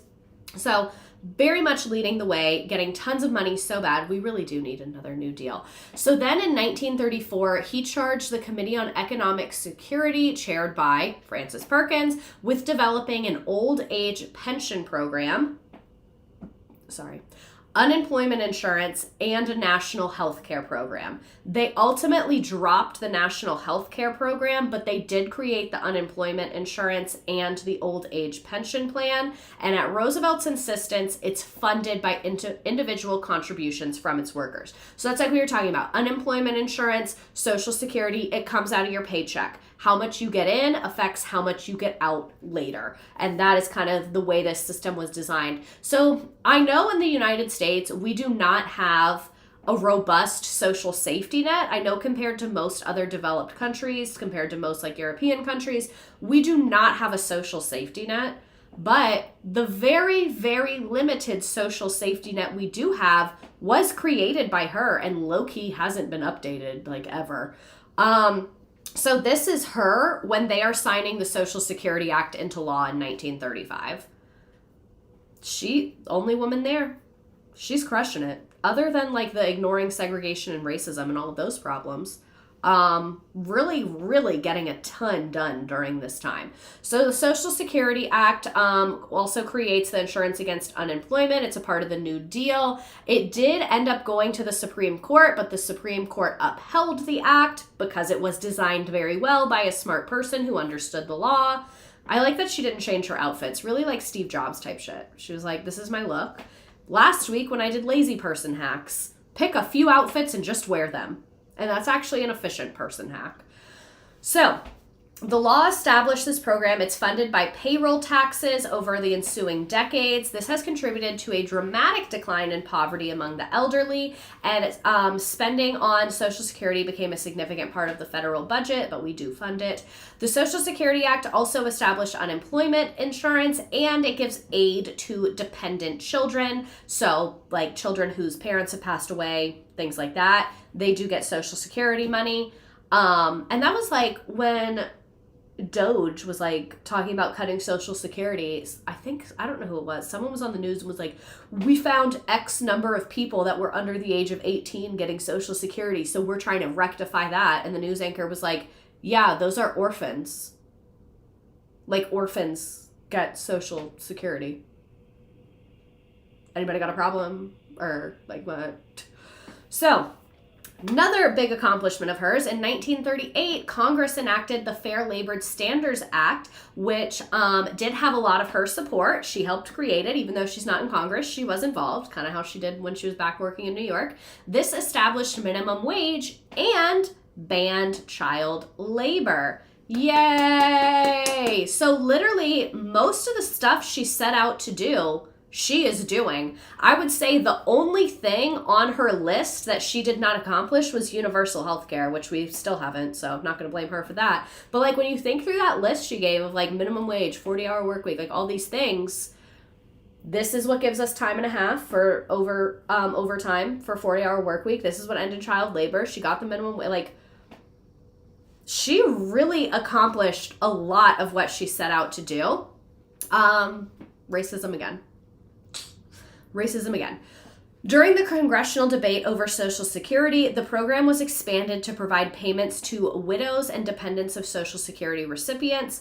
Job categories that were not covered by the act included agricultural labor, domestic service, government employees, which really surprised me, and many teachers, nurses, hospital employees, librarians, and social workers. So as a result, 65% of the African American workforce was excluded from Social Security, and 27% of the white workers were also excluded. So again, with the whole racism thing, it doesn't seem like she went out of her way to harm these people, but it does not seem like she thought about them in the planning of this, or if she did, she didn't really care that it negatively affected Black Americans more than white Americans. Many of these workers did end up getting covered later on because Social Security did expand in the 50s. But again, like, she helped design it and they designed it this way. So like, again, it's better that we have Social Security than nothing, but it would have been way better if agricultural laborers and domestic workers and all these other people were included as well. And it kind of surprised me that teachers weren't included because she was a teacher. And again, like, I don't know if she wrote that part because, like, she's one person and there's other people involved in this, but I don't know. I just didn't like that. And I debated including it, and I was like, no, like, I have to be truthful about, like, her legacy, and it's not all 100% positive.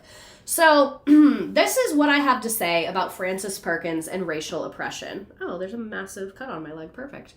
So it doesn't seem like she maliciously furthered inequality. It does not seem like she was someone who was like a racist individual who was furthering racism. But she was not anti-racist. She did not choose to take a stand against it, to talk about it, or to do anything about it. And we can clearly see from her legacy, she is the type of woman who takes a stand. If she cares about something, she takes a stand.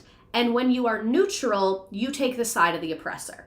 When you do nothing, when you don't care, the oppressor gets stronger because you don't care.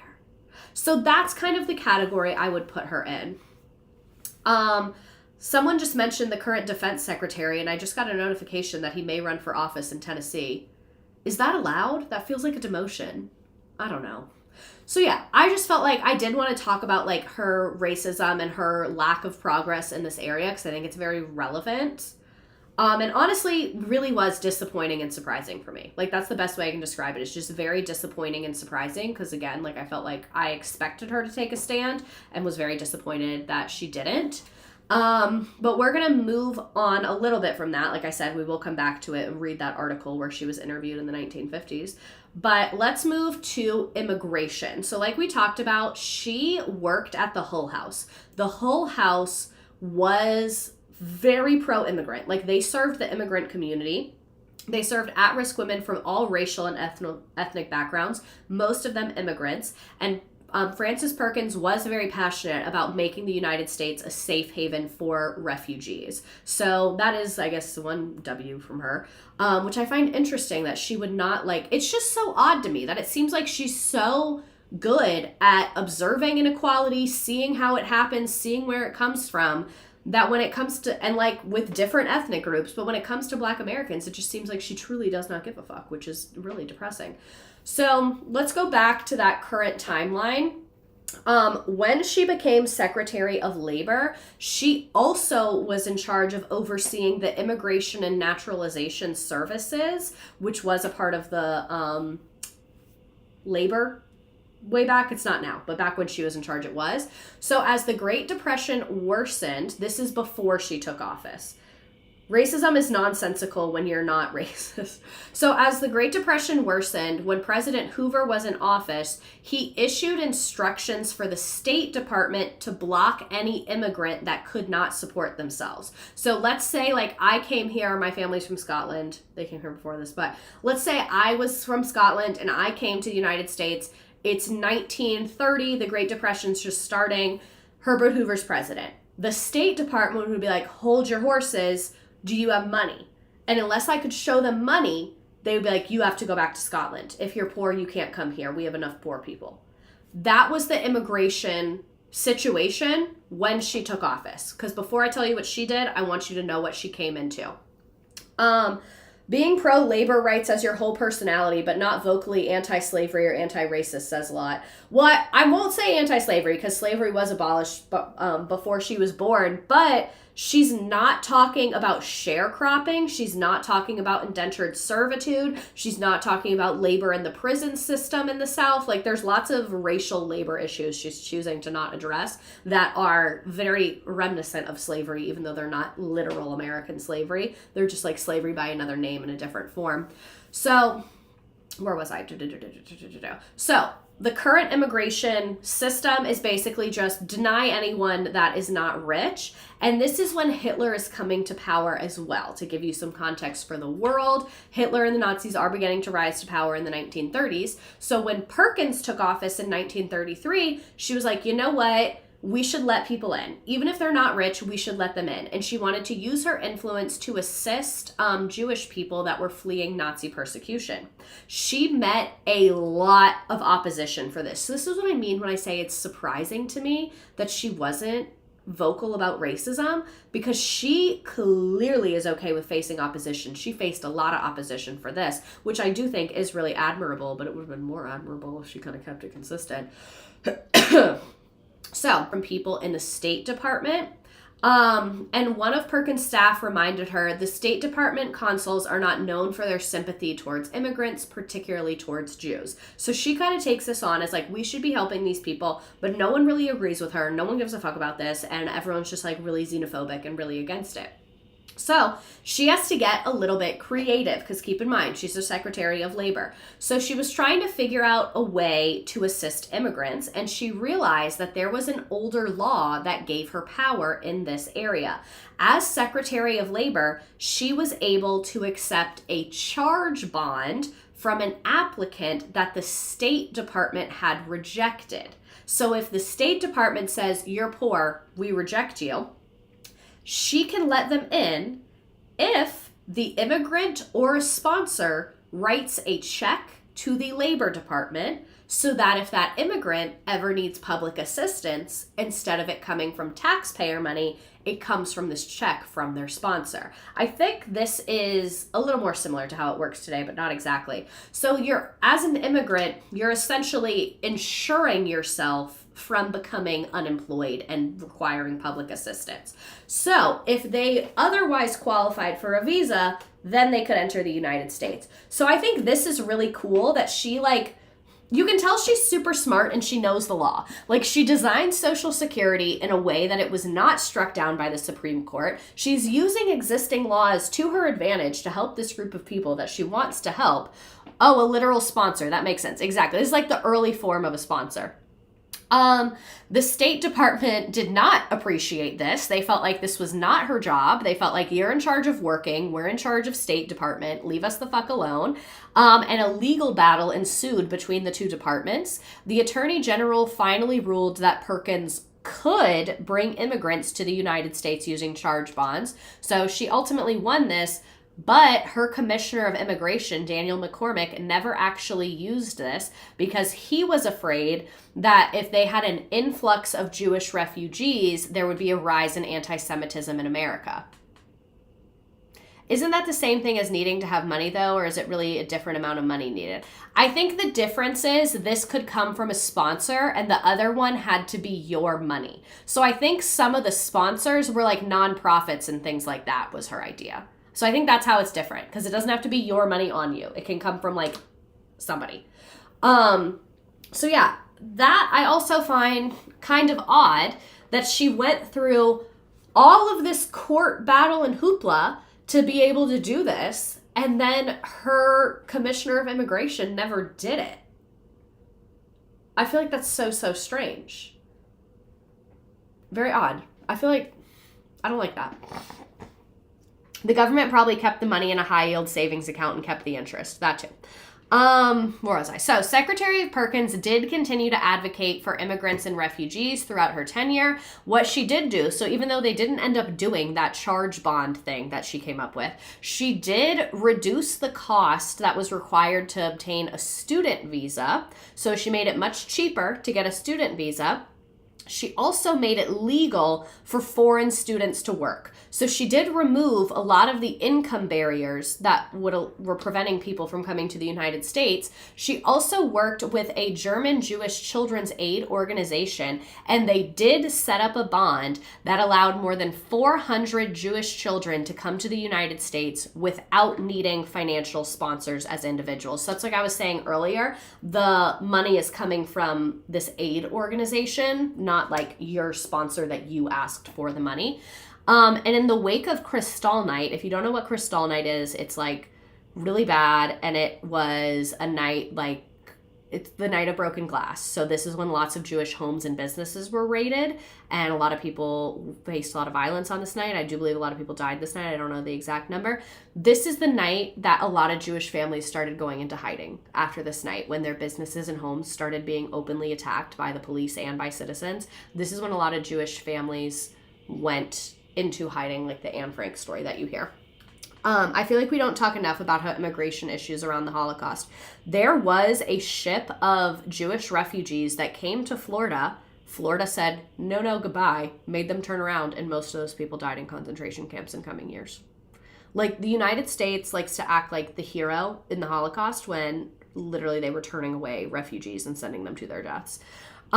She also persuaded FDR to extend temporary visas. So a lot of German Jewish people were in the United States on tourist visas, and Frances Perkins convinced the president to make those visas like permanent and they could stay in the country indefinitely. And she later wrote, and this, I love this quote, "Immigration matters have to be decided in a few days. They involve human lives. There can be no delaying." And that's what I think is so like true, and so true throughout history. And like, that's what breaks my heart about like all the injustice around the world today, is like people just sitting there debating about it while like I've talked about, like Palestinian children are literally starving, and then like politicians will sit there and just talk about it for weeks and weeks and weeks. And like, these are people's lives, and refugees and people living through war and people living through persecution and people being faced with a genocide. You cannot dilly-dally on these decisions. Like, you need to move quickly and you need to move very effectively. And it just like is a lot to me. So I really admire her for this specifically. I think like she saved lives with this. 12,000 people that were able to stay, 400 children. Like, is that millions? No. But to those people, that she saved their life. Absolutely.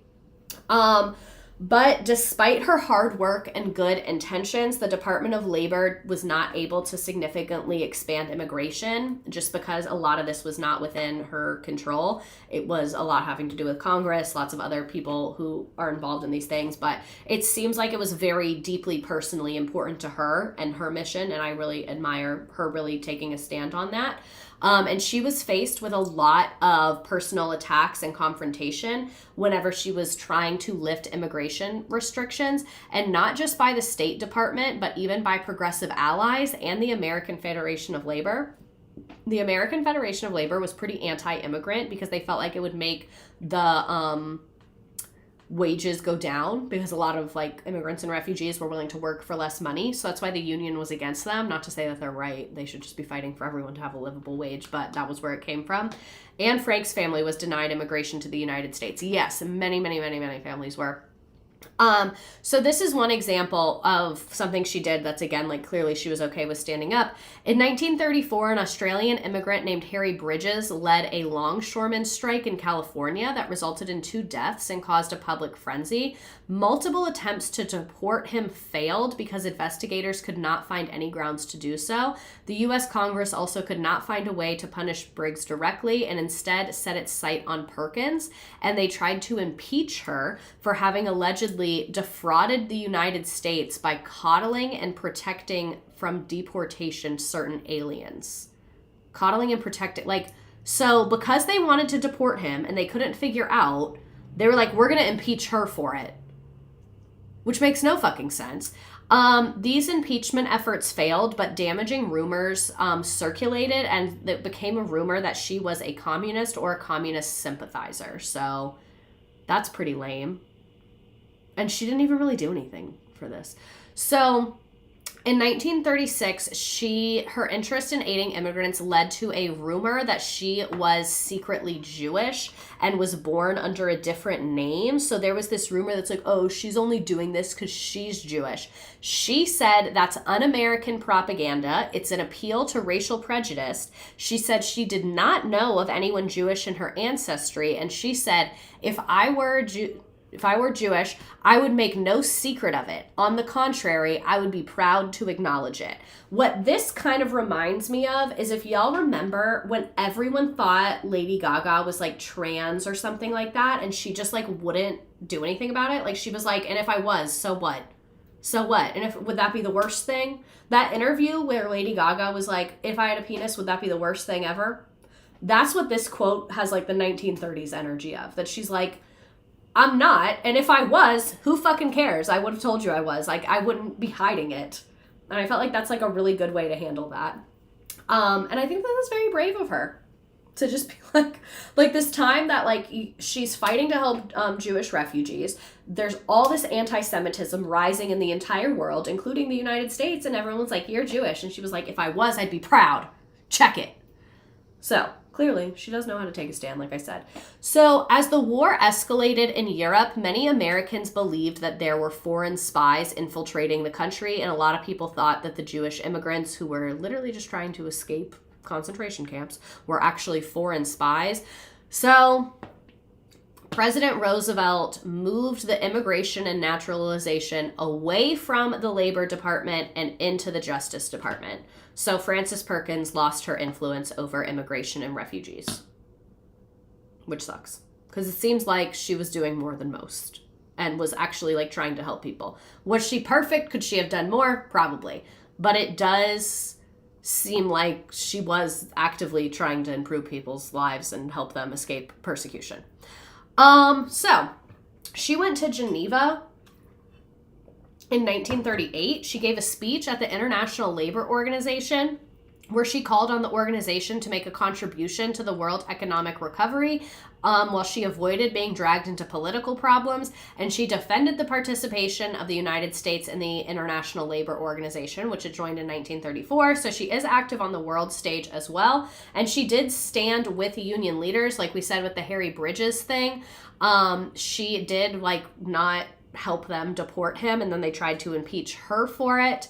And he actually stayed and was the president of this union for another 40 years. So she could have gone after him like everybody else did, and she chose not to, and they tried to impeach her for it, and it didn't fucking work. So, lots to talk about.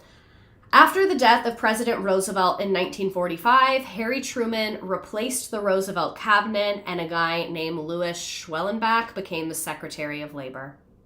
So Frances Perkins' tenure as Secretary of Labor ended in 1945. So she was Secretary of Labor for a very long time, for 12 years, one of the longest terms anyone's ever had. She's not dead yet. She keeps going to work, so don't leave yet. But this was kind of like the height of her career when she was the most well-known and doing the most. And I think that's just crazy that she literally built so much of the American social safety net and the society that we have today. So after she stepped down from Secretary of Labor, or I guess was low-key fired, President Truman did ask her to serve on the United States Civil Service Commission, which she accepted. So even though she doesn't have the big job anymore, she is still involved. She spoke out. This is what kills me. She spoke out against government officials requiring their secretaries to be physically attractive because there was a shortage of secretaries in the U.S. government. So you mean to tell me when there was a shortage of secretaries, they still were requiring people to be hot? They were like, I know we don't have enough employees, and you're very willing and able to do this work, but the body isn't bodying for me. How did men end up in charge of anything? Like, I genuinely, that's a real question that I would like an answer to. I know the answer, it's violence. Are you kidding me? Why did it take a woman explaining that for them to deal with this? So she did leave the Civil Service Commission when her husband died in 1952. We already knew her husband died. During this period, she published a memoir titled The Roosevelt I Knew, which covered her personal history with Franklin Roosevelt. So not so much a memoir, as more of like a career book of this very specific time. So it's the 1950s. And then she says this fucking bullshit. Y'all are going to be mad. Like, this is not good. Like, I don't want to destroy everything I just told you, but this low-key might. So, there was not much about her views and work and racism and things like that, but I did find this article. Frances Perkins and the Limit of the New Deal Racial Liberalism. On September 16th, 2019, Elizabeth Warren, blah, blah, blah. I'm actually going to, skip through some of this because it's a bigger article. So, this person is talking about...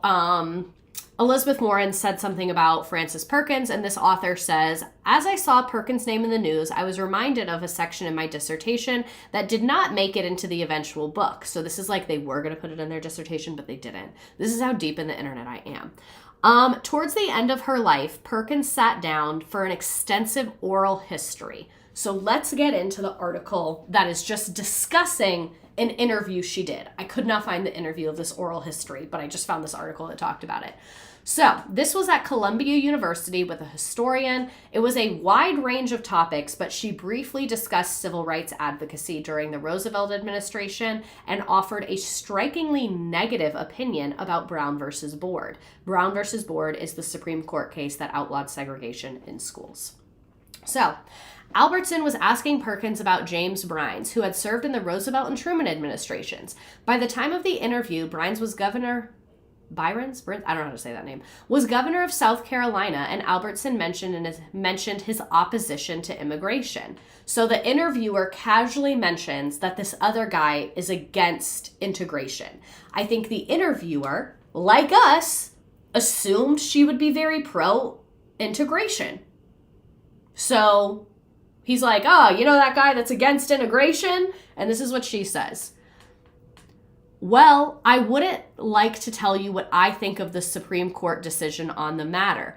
It was a purely political decision that never should have been made.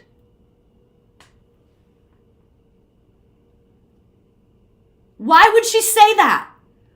Why would you say that when you could have just shut the fuck up? What's wrong with you? when Albertson said that he felt like it was so darned long overdue. So the interviewer is like, oh, I felt like it was overdue. When she's saying like, oh, it was political, it was terrible. This is what she said. Oh, my dear fellow, now look here. It's not overdue. It's just begun to loom up as due. Nearly due. No, wait. Nobody ever heard that segregation was wrong until about 5 years ago. I never heard such a thing. I never heard of such a thing. Certainly we should be nice to them. You can read the word she used. We should treat them right. What do you mean? So she's like, yes, we should treat them nice and right, but segregation's fine. Albertson brought the subject back to the World War II era, which they had been discussing. Segregation began to come up then, Perkins admitted, stating that after NAACP leader Walter White began to agitate, began to be raised. See, he was a smart agitator. Gosh, he's been agitating for 20 years, Albertson said. No, not for 20 years, Perkins replied. He didn't have a chance to do it. He didn't do any agitating until well into the Roosevelt administration. It was well into the Roosevelt administration before the word segregation was mentioned. Yes, it was. So she's basically saying, like, this is a new fad. No one cares about this. In the 50s is crazy, right? Isn't this absolutely insane that she said this? When Albertson noted that during the war it was a boiling point, Perkins acknowledged it was being raised and again said that Walter White had been agitating and was putting his finger on the places where it mattered, like military recruiting.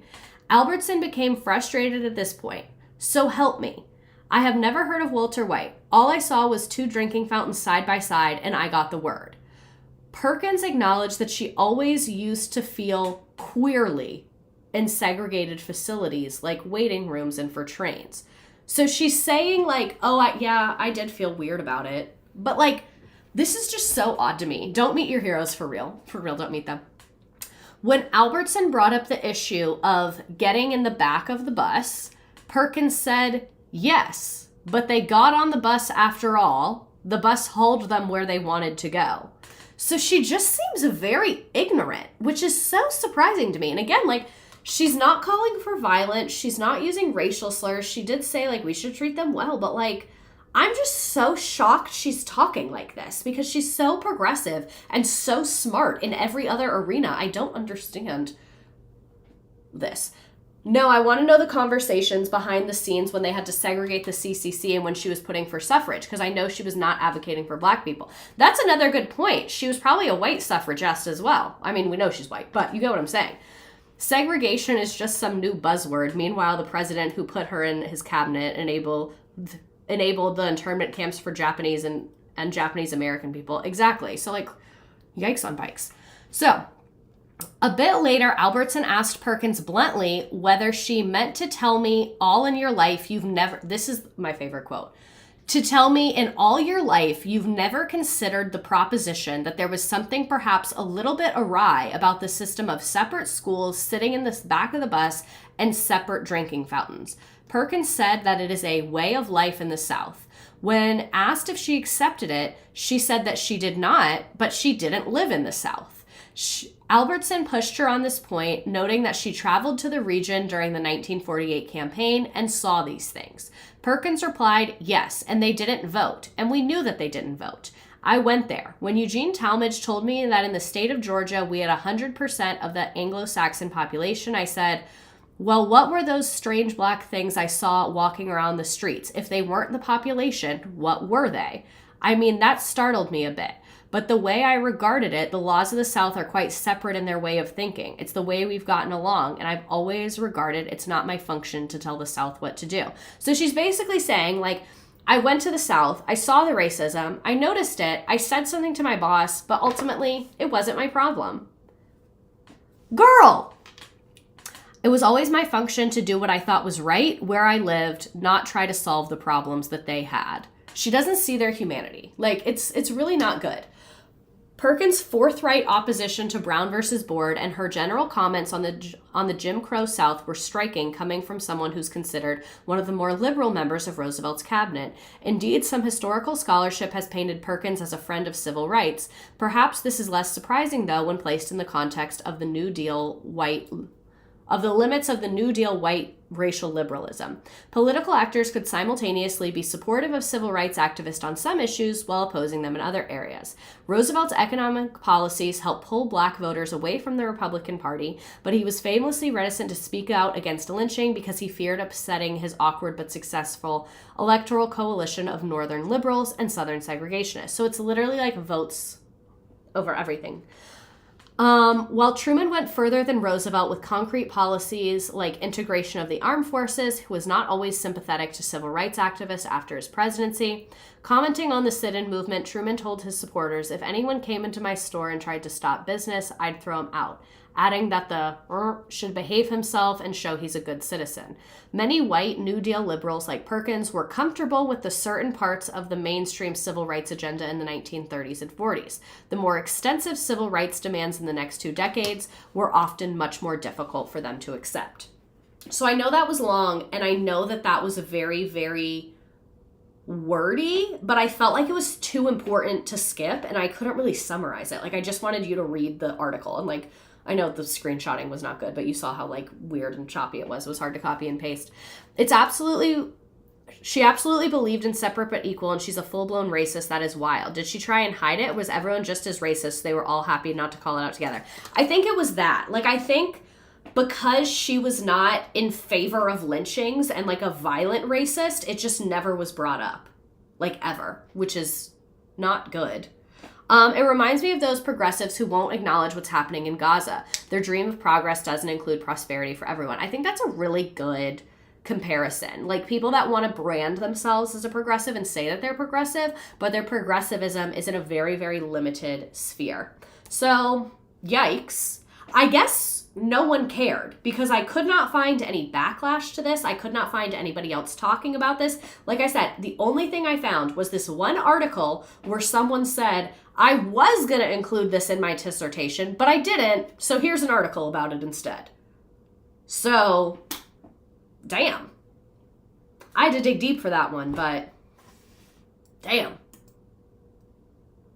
Yikes. Not good. I hope that didn't ruin her legacy, but I think it just gives us a more accurate view of her legacy.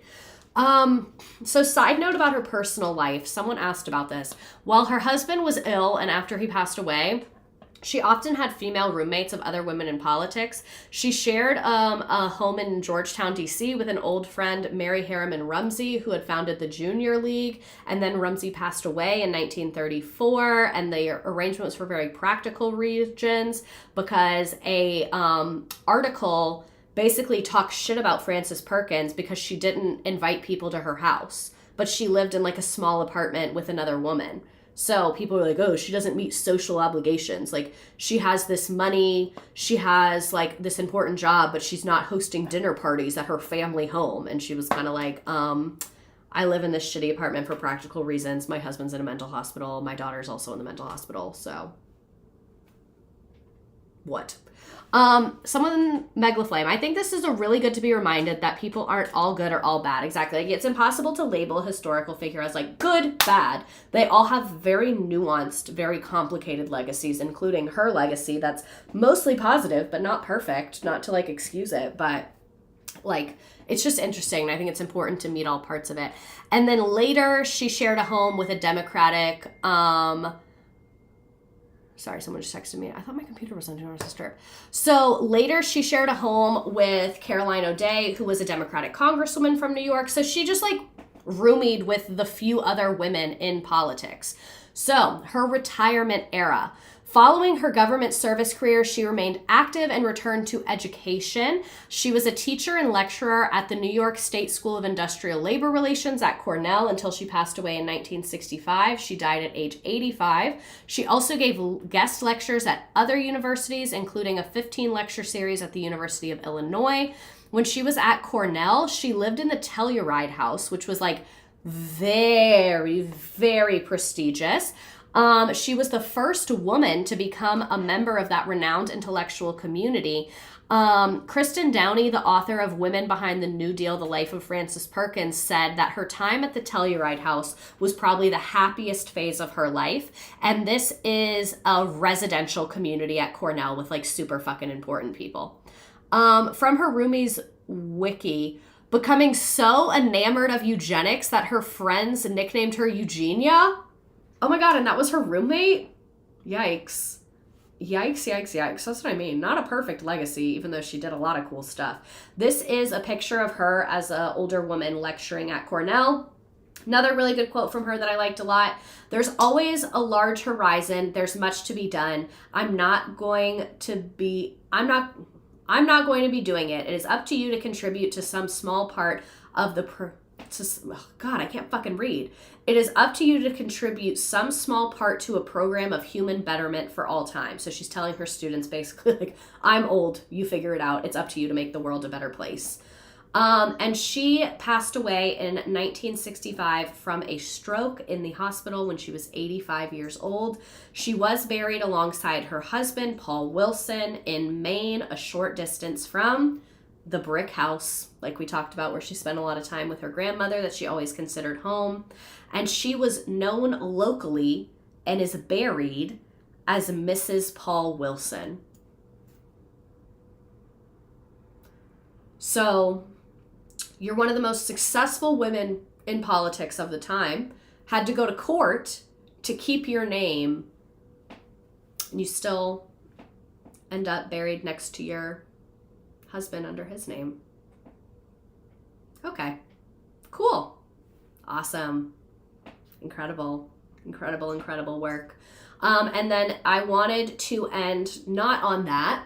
I wanted to end on something more positive. This is her grandson, Tomlin. He is being photographed with his parents' graves. And I will say her actual headstone says Frances Perkins Wilkins. When you look it up, it says Mrs. Paul Wilson, but on the actual stone, it does say Frances Perkins Wilkins and Secretary of Labor, USA. So I did want to show you her actual headstone because that was very important to me that she gets a byline and the husband didn't. And then this is her grandson who continued to do a lot of great work and created the Frances Perkins Center, which does a lot of great work to this day. And yeah, crazy, right? This is a random piece of lore that I wanted to end on just so you could see her personality. So she had to be very capable and fearless, and apparently she had a cool personality and she was very aloof. So during a United Auto Workers strike, she phoned the Alfred Sloan, who was the chairman of the board at GM. So the auto workers are on strike. She calls the chairman of GM in the middle of the night, and she gave him a scoundrel and a skunk for not meeting the union's demands. And she said, "You don't deserve to be counted among decent men. You'll go to hell when you die."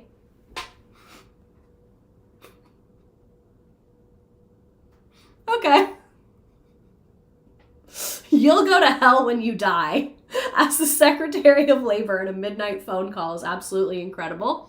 And her achievements in her life indicate a great love of workers and immigrants in the lower class, not so much of African Americans, but her conservative upbringing held her back from mingling freely and exhibiting personal affection. Apparently she was very aloof and to herself. She was well suited for high-level efforts of sweeping reforms, but she never caught the public's eye or its affection. She was never particularly famous. She was never particularly well known, but she did get a lot of shit done. These were my sources that I used. I did not use AI. If any of these websites used AI, I'm sorry. But yeah, these are my sources. I use a lot of Wikipedia and then, New York Times, Ancestor Search, all that kind of good shit. So next week, we'll be talking about Barbara Hutton, who is known as the Poor Little Rich Girl. She was a very, very, very, very, very famous model, actress, Gorgina girl who had a very horrible personal life, which is why she's known as America's Poor Little Rich Girl, because her life sucked, but she was super rich. So that'll probably be triggering and depressing, but let's go ahead and play our little game. We ran a little long tonight. That's what she said. Which one do we want to do? We'll do space. Why not? We never do space. Imagine being in trouble with her as a kid. No, I know. That seems horrible. She did only have one kid, and God, you're going to hell when you die. It's crazy. If you don't want to play this little game, you don't have to. You can just see it on my screen, but we always do a little trivia game about what we learned about. Very easy questions, not meant to trick you. I put the link in the chat. You can join on your phone. You can join on a computer. You can join in a new tab. It's honestly like whatever you want. I don't need your data. You don't have to make an account. Nothing of the sort. I hope that you all enjoyed this stream. This is one of my favorite ones, to be honest. This is a good one. Dun, dun, dun, dun, dun, dun, dun. Mariska Hargitay's documentary about her mom is low-key devastating if anyone wants to cry. That came up on my suggested. I'm looking forward to watching it.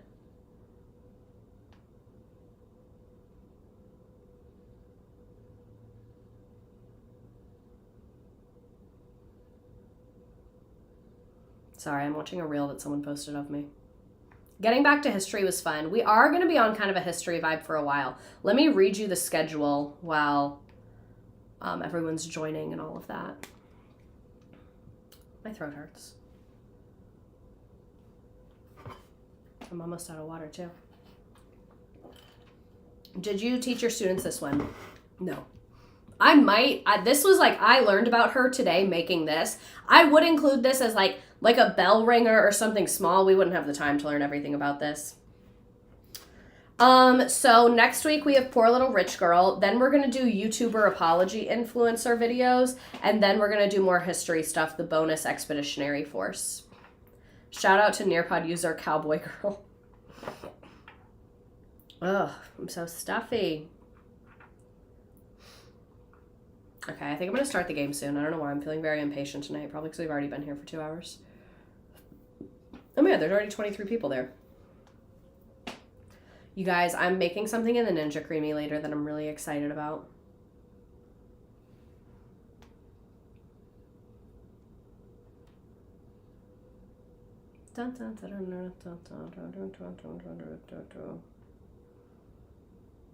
People are talking about supplies. Okay. I'm going to go ahead and hit start. Let's freaking do this thing. I didn't use AI on the game either. I made it. Oh, I'm making, so like the Ninja Creamy, you have to put it in there and freeze it for 24 hours and then you make it. So what I put in there yesterday that I'm going to eat tonight, I cut up a bunch of strawberries, filled it up to the top with just fresh strawberries, and then poured lemonade like over it. And it's going to be so good. I'll post a picture of it. Okay, I'm hitting start on Nearpod. Everybody focus.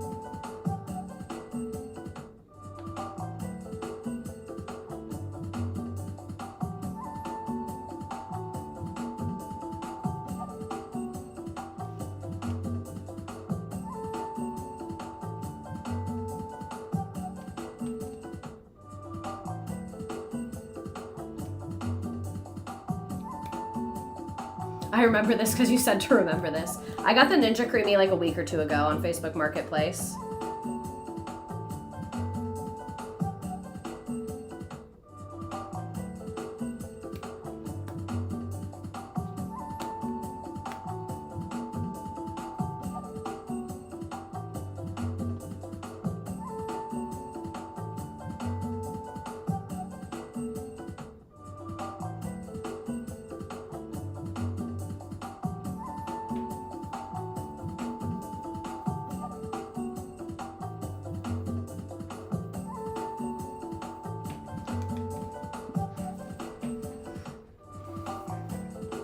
I think the questions are good this time.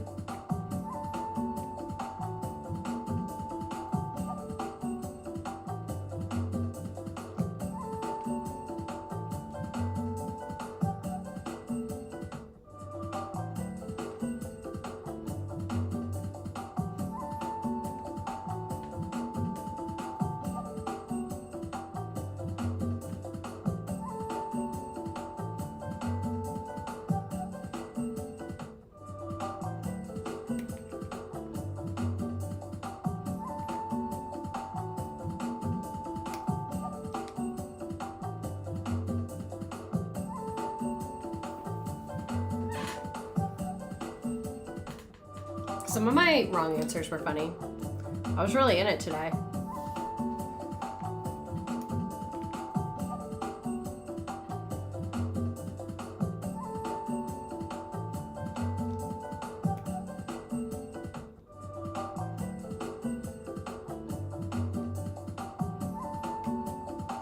Are you done with tour, or are you going to go back for more shows? So I don't have anything else like concrete planned, but I am going to do more shows with them. But I kind of told them, I was like, let's do these first couple, and then like school starts for me in a couple weeks, and then we'll kind of figure out where we want to go from there. So like, yes and no.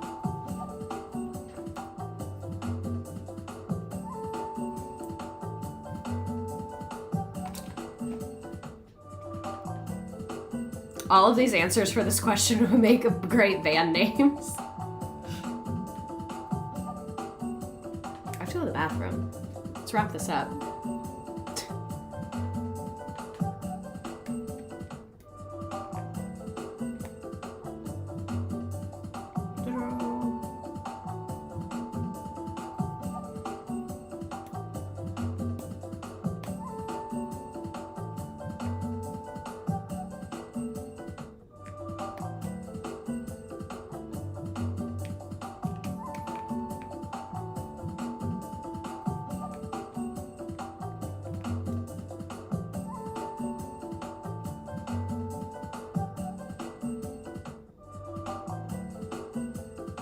Ugh, I hate having to sign legal documents. Leave me alone. This one has more than one right answer.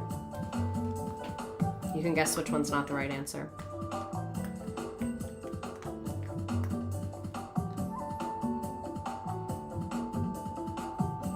I feel like I'm supposed to do something tomorrow, but I don't know what it is. Whatever, I guess.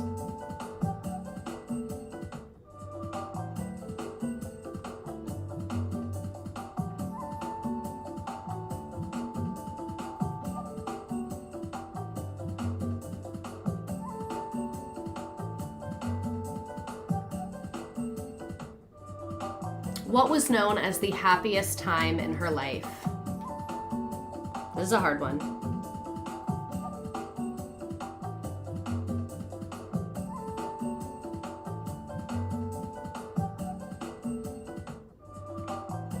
There's another person stopped just chilling. I'm neighborhood watch for real.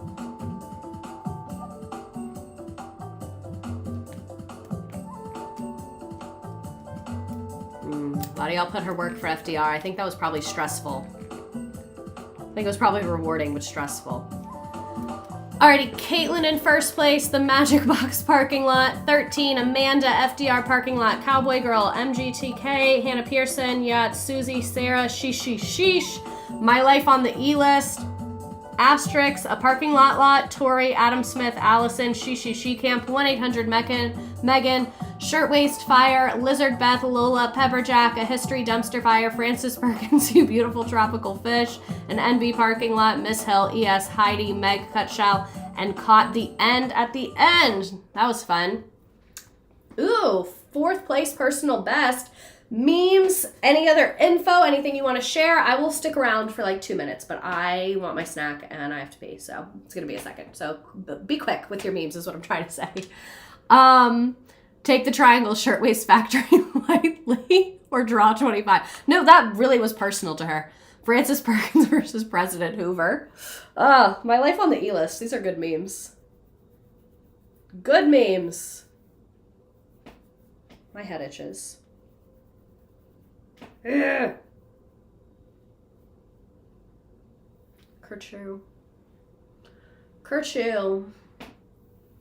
You are welcome. I hope you laughed. I hope you learned. And I hope that you like that we're nuanced over here and we talk about everybody. What you did that was good, what you did that was bad. That racism you thought no one was going to talk about because it was on page 4 of Google.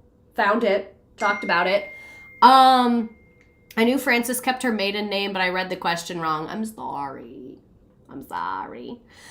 Alrighty.